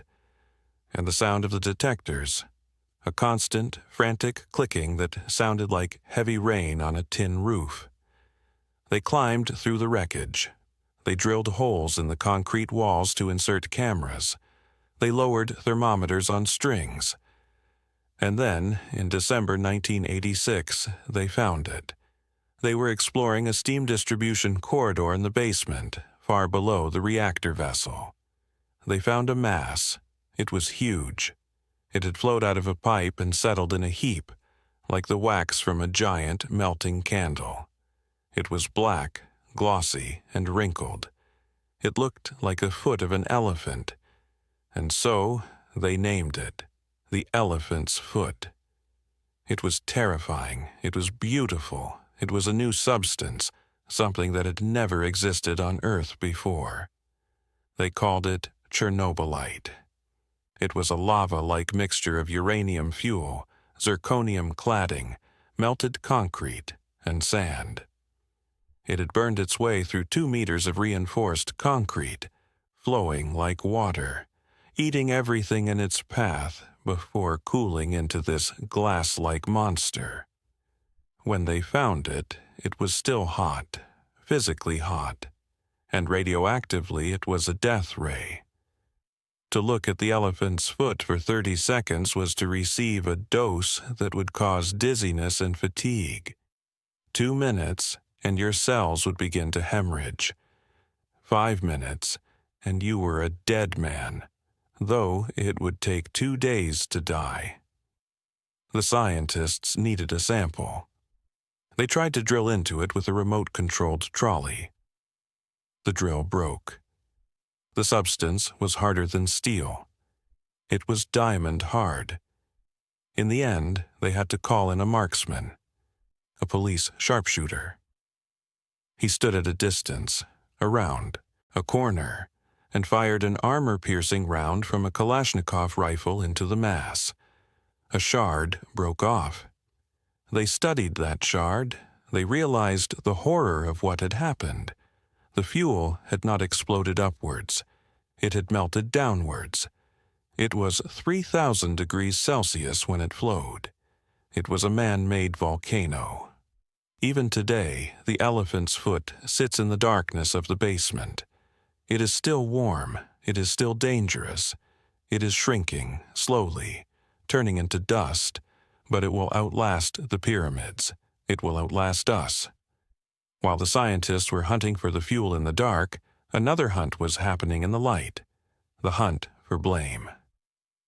It was July 1987. The Soviet Union needed closure. They needed to show the world, and their own people, that the guilty had been caught. They needed a trial. They chose the location carefully. Not Moscow, not Kiev, but Chernobyl, the town of Chernobyl itself, located about 18 kilometers from the plant. This town had been evacuated, but it was used as a base for the workers and the administrators. They set up the courtroom in the House of Culture. It was a Victorian-style building with high ceilings and heavy curtains. It was the height of summer. The air outside was stiflingly hot, humid, and still carrying the faint metallic tang of the zone. Inside, they built a cage. It was a prisoner's dock, defined by iron bars. Inside the cage sat 6 men, the architects of the disaster, or so the state claimed. Viktor Bryukhanov, the plant director. He looked shrunken. He had been a powerful man, a man who built Pripyat, a man who had dreams. Now his face was gray, his eyes hollow. He sat with his head bowed. Nikolai Fomin, the chief engineer. He had tried to kill himself before the trial, slashing his wrists with broken glass. He sat there, twitching, mentally broken. And Anatoly Dyatlov, the deputy chief engineer, the man who was in the room. He was thin, ravaged by radiation sickness. His hair was sparse, but his eyes were still sharp. He was still angry. He sat in the cage, looking at the judges, looking at the audience with a defiance that was unsettling. The trial was a piece of theater. The verdict had been decided before the first gavel fell. The narrative was simple. The reactor was perfect. The Soviet science was flawless. These men, these reckless, incompetent men, had broken the rules. They had turned off the safety systems. They were criminals. Witnesses were called. Operators who had survived the night. Firefighters who were still alive. They stood at the podium, their voices trembling, recounting the seconds that changed the world. Valery Legasov, the scientist who had led the investigation, was there. But he was quiet. He knew the truth. He knew that while the operators had made mistakes, they were not the only guilty ones. He knew about the positive void coefficient. He knew about the graphite-tipped rods. He knew that the reactor had a trigger, and the state had handed a loaded gun to men who thought it was a toy. But in that courtroom, in the heat of July, with the flies buzzing against the window panes, the truth was sliced in half. The technical flaws were buried in classified documents. The blame was placed entirely on the shoulders of the men in the cage. Dyatlov argued. He pointed out the flaws. He shouted that the reactor was a trap, but his words were swallowed by the silence of the state. The sentence was passed. 10 years of hard labor for Bryukhanov, Fomin, and Dyatlov. Lesser sentences for the others. They were led away. The cage was empty. The curtains were drawn. The state washed its hands. Justice had been done. But justice does not stop radiation, and it does not silence the conscience. Let us follow Valery Legasov. He is a tragic figure in this story, a man caught between his duty to his country and his duty to the truth. After the disaster, Legasov was a changed man. He had spent months at the site. He had breathed the air. He had flown in the helicopters. His health was failing, but it was his spirit that was truly dying. He traveled to Vienna to present the Soviet report to the International Atomic Energy Agency. He spoke for hours. He was praised for his honesty, but he had held back the most damning secret, the design flaw. He had lied to protect the reputation of the Soviet Union. He returned to Moscow a hero, but he felt like a traitor. He watched as the other RBMK reactors across the Union continued to operate with the same fatal flaw. He wrote letters. He argued with the Central Committee. He was ignored. He was ostracized. The hero of socialist labor title was denied to him. He lived in a lonely apartment in Moscow. The silence there was different from the silence of Pripyat. It was the silence of isolation. In April 1988, 2 years to the day after the explosion, Legasov sat at his desk. He had a tape recorder. He spoke into it, pouring out the secrets he had kept.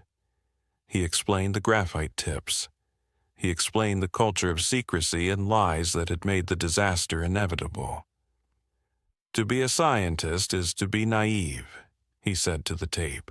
"We are so focused on our search for the truth that we fail to consider how few really want us to find it." He finished his tapes. He hid them. And then he took his own life. His suicide was the loudest sound he ever made. It forced the truth into the light. The tapes were circulated. The scientific community could no longer be silenced. The reactors were retrofitted. The safety protocols were changed. Legasov's death saved thousands of lives that might have been lost in future accidents. But let us drift away from the politics and the science. Let us go back to the zone, back to the earth. Because while the men in Moscow were arguing, and the men in the cage were rotting in prison, something strange was happening in the abandoned villages around the plant. People were coming back. They were called the Samosali, the self-settlers. Mostly they were old women, babushkas, women with faces like dried apples and hands like the roots of trees. They had been evacuated to the high-rise apartments in Kyiv, to the concrete boxes where the elevators didn't work and the neighbors didn't speak. They hated it. They missed their chickens. They missed their gardens. They missed the graves of their husbands and fathers. So they walked back.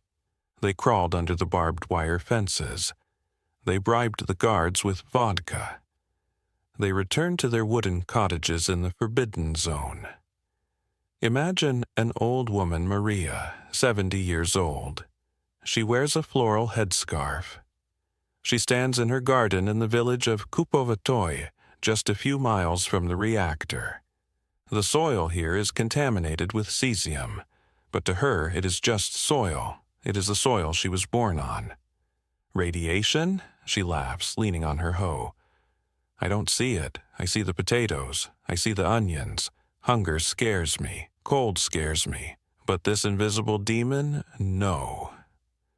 She lights the stove with wood gathered from the radioactive forest. She drinks the milk from her cow, even though the scientists tell her it is poison. She eats the mushrooms from the woods, and miraculously, she lives. The scientists are baffled. They come with their Geiger counters. The devices click furiously in Maria's kitchen. "You shouldn't be here," they say. "It is not safe." She pours them a shot of moonshine, samagon, distilled from the local wheat. "Drink," she says. "It cleans the blood." These women created a society of survival in the shadow of the sarcophagus. They helped each other. If one fell ill, the others came with soup and herbs. They celebrated Easter in the empty churches. They sang the old songs, their voices thin and reedy, drifting over the overgrown fields. They understood something that the scientists didn't. They understood that a life without home is not a life at all. They preferred to die in their own beds, surrounded by their own memories, than to live for 100 years in a stranger's city. They are mostly gone now. Time has done what the radiation could not, but for decades they were the guardians of the zone, the grandmothers who stared down the atom and refused to blink. As the years rolled into the 1990s, the Soviet Union collapsed. The borders changed. Ukraine became an independent nation, but the sarcophagus remained. It was never meant to be permanent. It was a rush job, built by remote control and desperate men. It was full of cracks. The roof was resting on damaged walls. Rainwater was leaking inside. Water is the enemy of nuclear ruins. It mixes with the dust. It corrodes the metal. There was a fear that the roof would collapse, sending a second cloud of dust into the air. And so, the world came together to build a new tomb. A tomb to cover the tomb. They called it the new safe confinement. The Arch. It is a marvel of engineering. You have to picture the scale of it. It is taller than the Statue of Liberty. It is wider than the Titanic. It is the largest movable land-based structure ever built by mankind. They couldn't build it over the reactor because of the radiation, so they built it next to it, a few hundred meters away. They built it in two halves. It took years. It took billions of dollars. It took an army of workers from 40 different nations. In November 2016, the moment arrived. The arch was finished. It was time to slide it into place. It moved on rails, pushed by hydraulic jacks. It moved slowly, incredibly slowly. You couldn't see it moving with the naked eye. But over the course of 2 weeks, the massive steel mountain slid over the old sarcophagus. It was like a closing eyelid. When it finally clicked into place, sealing the reactor, a cheer went up. Not a loud cheer, but a sigh of relief that was felt around the world. The monster was finally, truly caged. Inside the arch, robotic cranes now work on the ceiling. They are slowly, meticulously taking apart the old sarcophagus. They are dismantling the ruin, piece by piece. They are looking for the rest of the fuel. It is a job that will take 100 years. Think about that time scale, 100 years of cleaning. We are used to problems that can be fixed in an afternoon, or a week, or a term of office. But Chernobyl operates on deep time. It forces us to think about our grandchildren and their grandchildren. Let us step outside the arch now. Let us walk back into the forest. The zone today is a strange place. It is quiet, yes, but it is not empty. Nature has reclaimed it. The forest has swallowed the city of Pripyat. The football stadium is now a thicket of trees. The goalposts are barely visible through the bushes. The asphalt of the roads is cracked, with moss growing in the fissures like green veins. It is a lush, green paradise. Without humans to hunt them, the animals have returned. Packs of wolves roam the squares where parades used to march. Lynx hide in the shadows of the apartment blocks. Moose wade in the cooling canals. There is a lesson here, a humble lesson. We thought we could destroy the earth. We thought our mistake was the end of the world. But the earth is patient. The Earth is resilient. It does not care about our politics or our borders or our mistakes. It simply grows over them. But there are others in the forest too, not animals, not scientists, the stalkers. These are young men and women who sneak into the zone illegally. They wear camouflage. They carry heavy backpacks. They hike for days through the woods, dodging the police patrols, avoiding the radiation hotspots. Why do they come? They come for the silence. They come to escape the noise of the modern world, the internet, the traffic, the endless stream of information. They find peace in the ruins. They sleep in the abandoned apartments of Pripyat. They cook food on small gas stoves, sitting on the rooftops, watching the sunset over the arch. They are the new generation. To them, Chernobyl is not a tragedy. It is a mystery. It is a place where time has stopped, a place where they can feel truly alone. They leave graffiti. They leave strange symbols. They leave toys for the ghosts of the children. One stalker wrote on the wall of a kindergarten, "We are the children of the atom coming home." The story of Chernobyl is not a straight line. It is a circle. It began with the hubris of man, believing we could control nature. It exploded into chaos.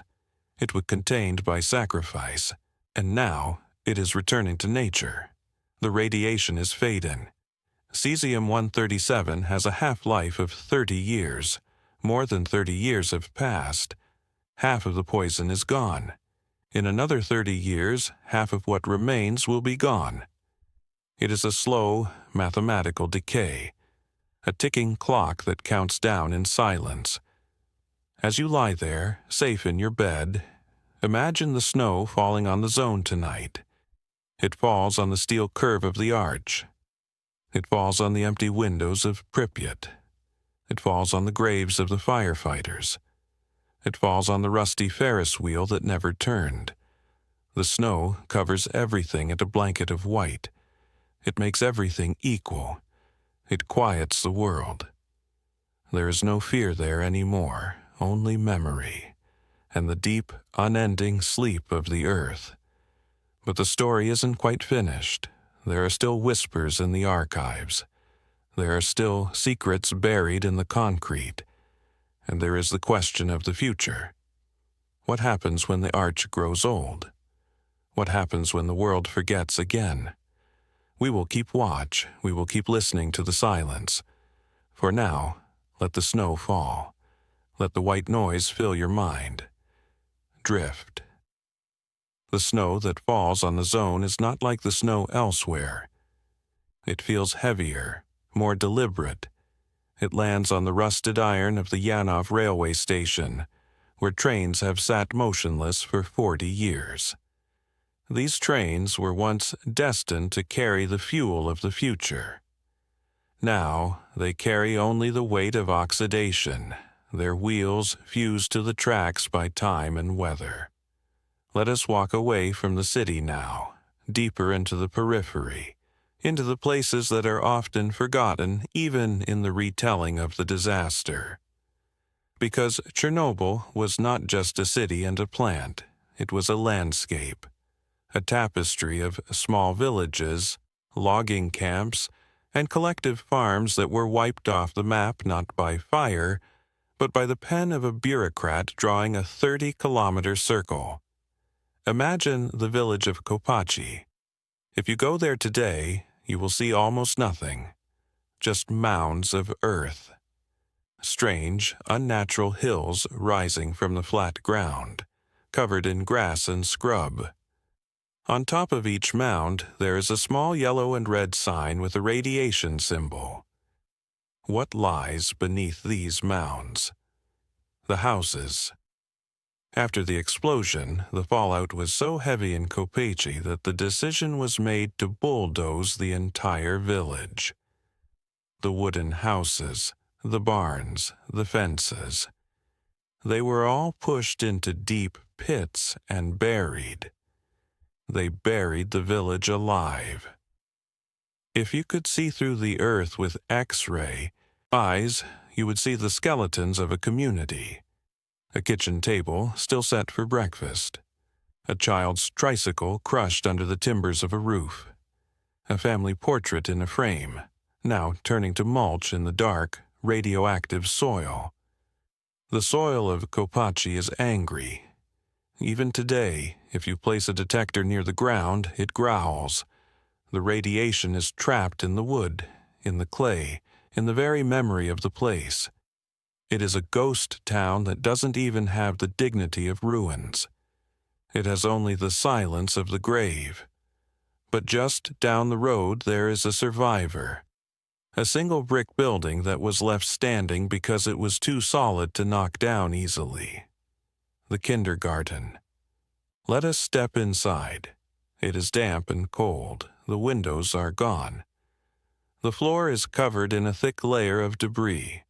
Plaster, leaves, and the shredded remains of books. Walk softly. In the corner of the main room there are metal bed frames, rusted and small. And on the bed frames there are dolls. Visitors, tourists, stalkers have moved these dolls over the years.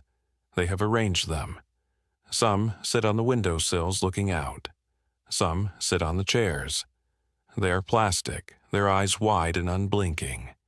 They are dirty, covered in the dust of decades. There is a profound sadness here, but also a strange sense of waiting. It feels as if the children just stepped out for recess and never came back.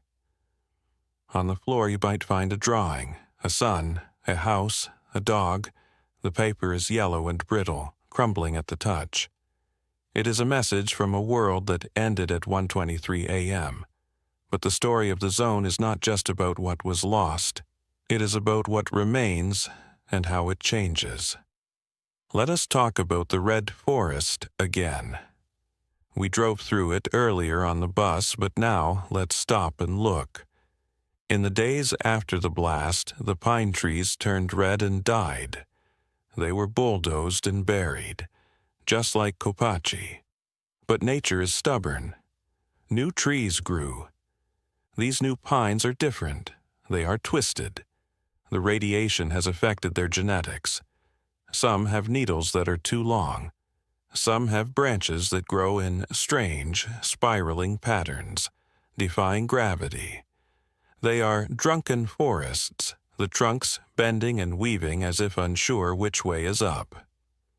Scientists have found that the trees in the red forest do not decay like normal trees. The radiation has killed the bacteria and fungi that usually break down dead wood. So, when a tree falls in the red forest, it just lies there. It doesn't rot. It becomes a petrified mummy of a tree. This is dangerous. It means the forest is a tinderbox. If a fire were to start here, a real forest fire, it would release all the radiation trapped in the wood back into the atmosphere. It would be a second Chernobyl born of smoke and ash. Because of this, the zone has its own fire department. They are the guardians of the dead wood. They watch the forest from tall towers, scanning for smoke. They are fighting a war that never truly ends. But deeper in the woods, something miraculous has happened. Without humans, the animals have changed their behavior. They have forgotten the fear of man. There is a pack of wolves that lives near the cooling towers.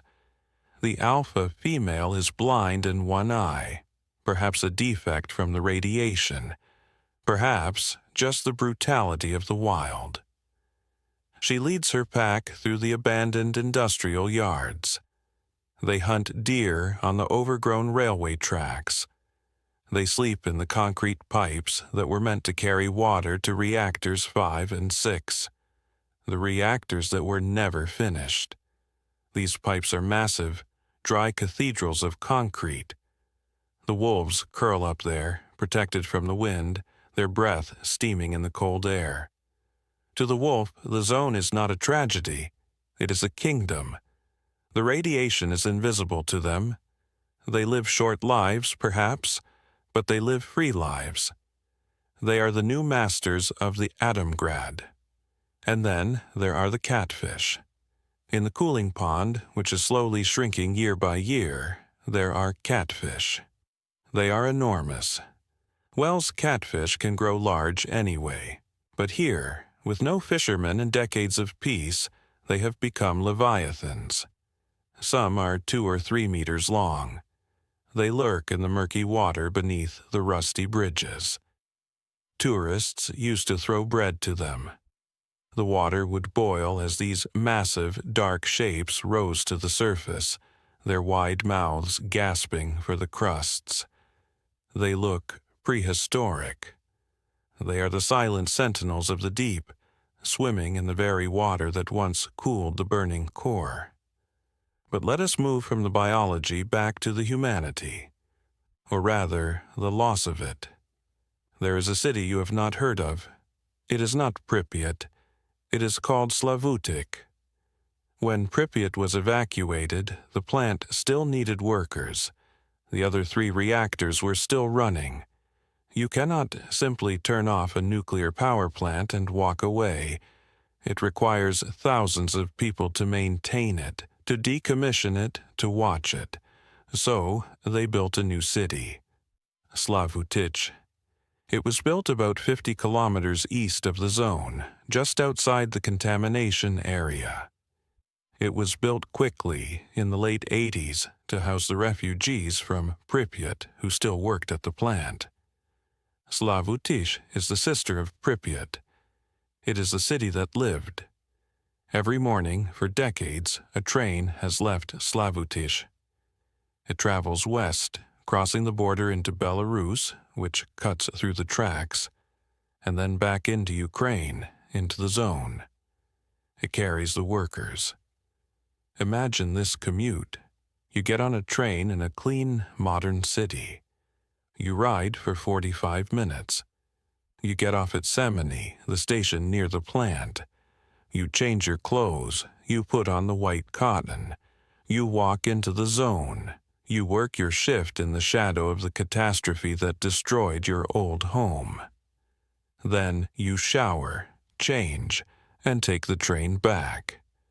It is a schizophrenic existence, living with 1 foot in the normal world and 1 foot in the dead world. The people of Slavutic carry a heavy burden. They are the keepers of the memory. In their apartments, they have the photos saved from Pripyat. They have the stories. Every year, on the night of April 25th, they gather in the main square of Slavutic. There is a monument there. They light candles. At 1:23 a.m., a siren sounds. It is not a siren of warning. It is a siren of remembrance. They stand in silence. Old men who were young operators, widows of firefighters, children who never saw Pripyat but know its map by heart. The silence in that square is heavy with unsaid things. It is a collective trauma that has been passed down through the DNA. But life in Slavutic is also defiant. They have festivals. They have art.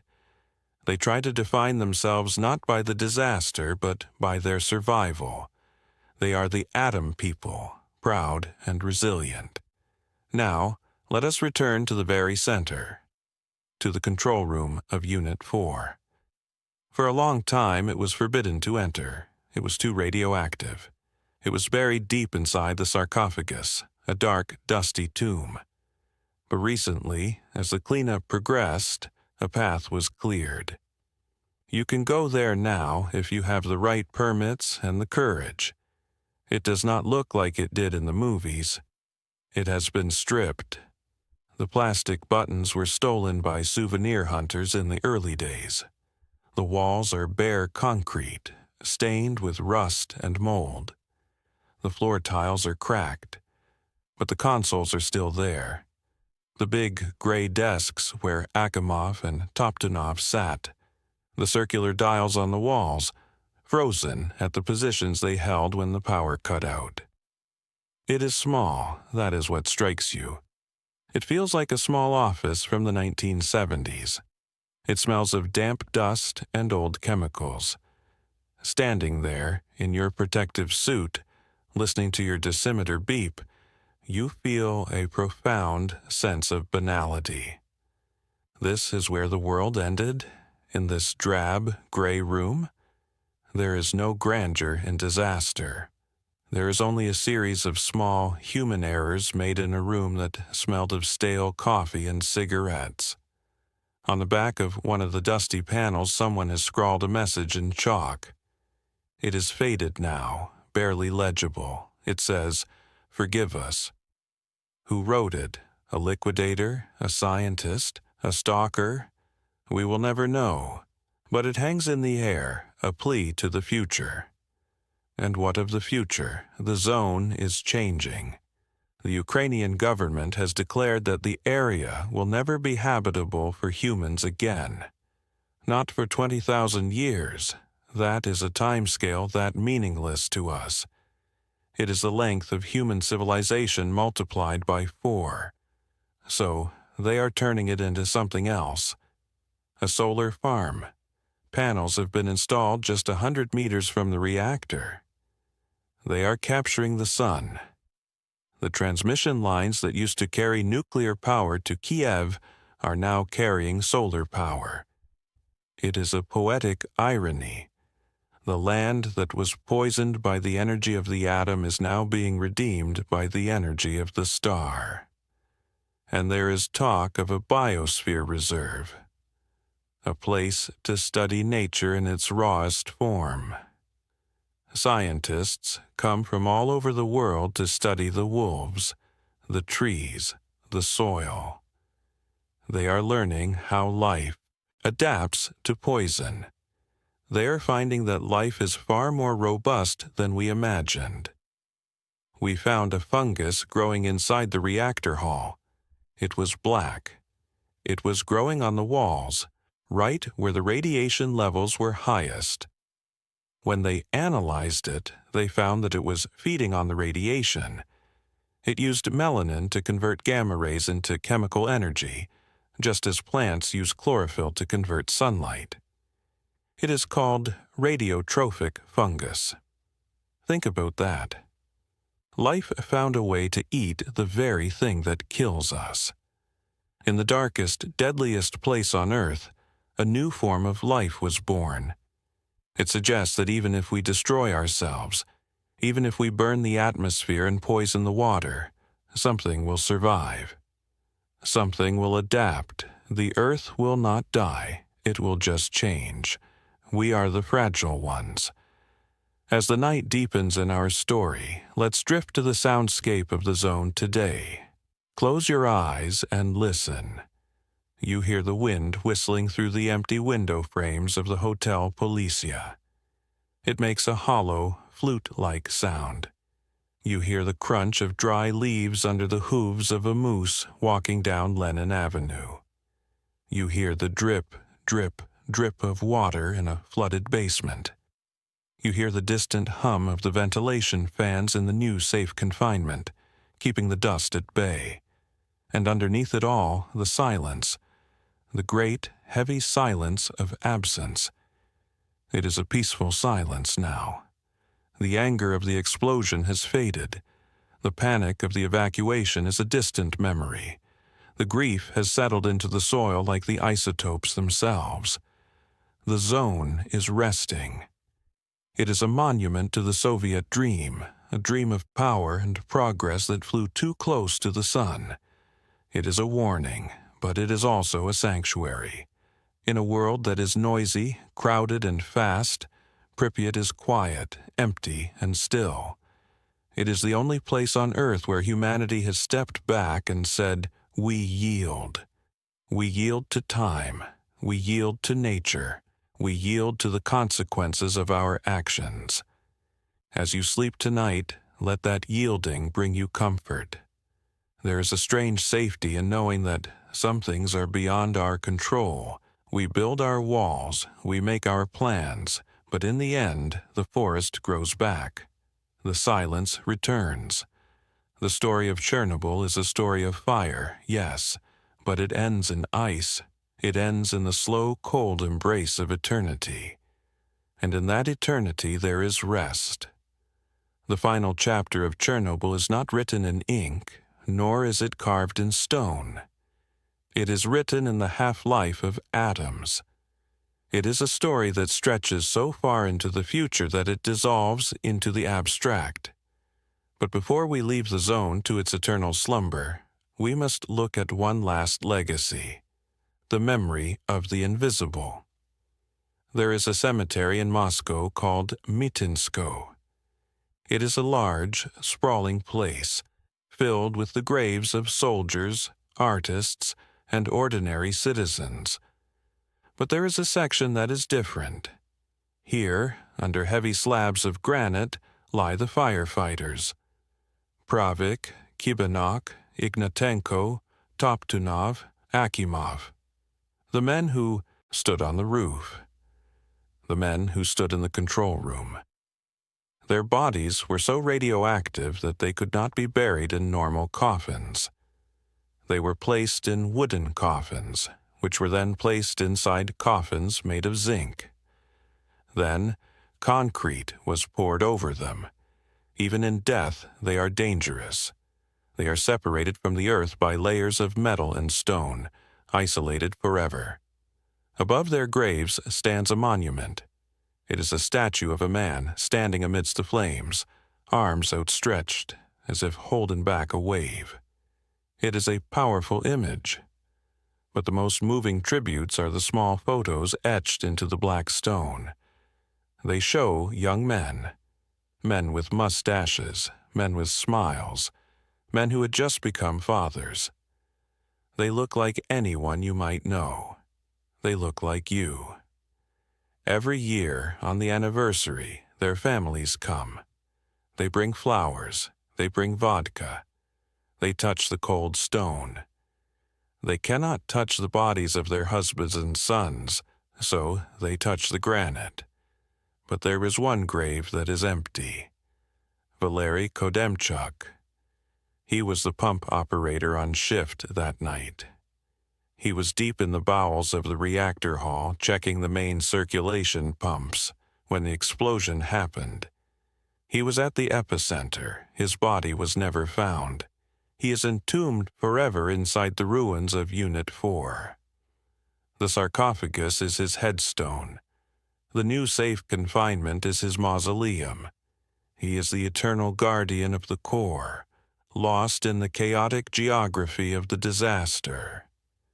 In the zone, there is a legend among the stalkers that Kodemchuk's ghost still walks the corridors. They say that if you listen carefully in the deep silence of the reactor hall, you can hear footsteps. You can hear the sound of a wrench turning a valve. It is likely just the settling of the building, the groan of steel cooling in the night. But we humans need ghosts. We need to believe that something remains of the people who vanished into the light. Let us widen our view now, one last time. Pull back from the graves, back from the reactor, back from the city of Pripyat. Look at the map of Europe. The cloud from Chernobyl did not stop at the border. It drifted over Belarus, which took the heaviest blow. It drifted over Sweden, where the alarm was first raised. It drifted over Italy, Germany, France, the UK. Traces were found as far away as Japan and North America. It was a global event. It proved, once and for all, that borders are imaginary lines drawn on paper. The atom does not need a passport. The wind does not stop at a checkpoint. Chernobyl changed us. It changed how we think about energy. It changed how we think about risk. It taught us the word sustainability before it was a buzzword. It taught us that we are stewards of a planet that is smaller and more fragile than we thought. And it left us with a question. What is the price of progress? We light our homes, we charge our phones, we run our factories. We demand power, but power always comes with a shadow. For every watt of electricity, there is a cost. Sometimes the cost is coal smoke. Sometimes it is a dammed river, and sometimes it is a city turned to dust. Pripyat is the bill that came due. It is the invoice for the Soviet dream. But as the decades pass, the sharp edges of the tragedy are softening. The horror is fading into history. The generation that remembers the taste of the metallic air is growing old. Soon, there will be no one left who remembers Pripyat as a living city. No one who remembers the smell of the roses or the sound of the Ferris wheel being tested. It will become a myth, a story we tell our children, a fable about a sorcerer's apprentice who lost control of his magic. And the zone will remain. Imagine the zone in 1,000 years. The concrete of the apartment blocks will have crumbled into mounds of gray gravel, covered in moss. The steel of the radar array will have rusted and fallen. The new safe confinement might still be there, a strange, ancient temple in the middle of a wilderness. The wolves will still be there. The trees will be tall and thick. The radiation will be a faint whisper in the ground, dangerous only to those who dig deep. It will be a wild place, a place where humanity came, built, destroyed, and left. A scar on the face of the earth that has healed into a forest. And in that forest, the silence will be perfect. It will be the silence of the beginning of the world, or the end. They sound the same. So, we come to the end of our journey. We have walked through the marshes of 1970. We have stood in the control room in 1986. We have run with the firefighters. We have evacuated with the buses. We have built the tomb. We have watched the forest grow. We leave the story here, suspended in the amber of memory. As you lie in the dark, let the weight of this history press you down into your mattress. Let it be a heavy blanket. You do not need to carry it. The past is fixed. It cannot hurt you now. Take a deep breath. The air in your room is clear. Listen to the silence of your own house. It is a good silence. It is the silence of safety. The reactor sleeps. The city sleeps. The forest sleeps. And now you must sleep. Drift away from the zone. Drift away from the fire. Drift into the cool, quiet dark. Good night.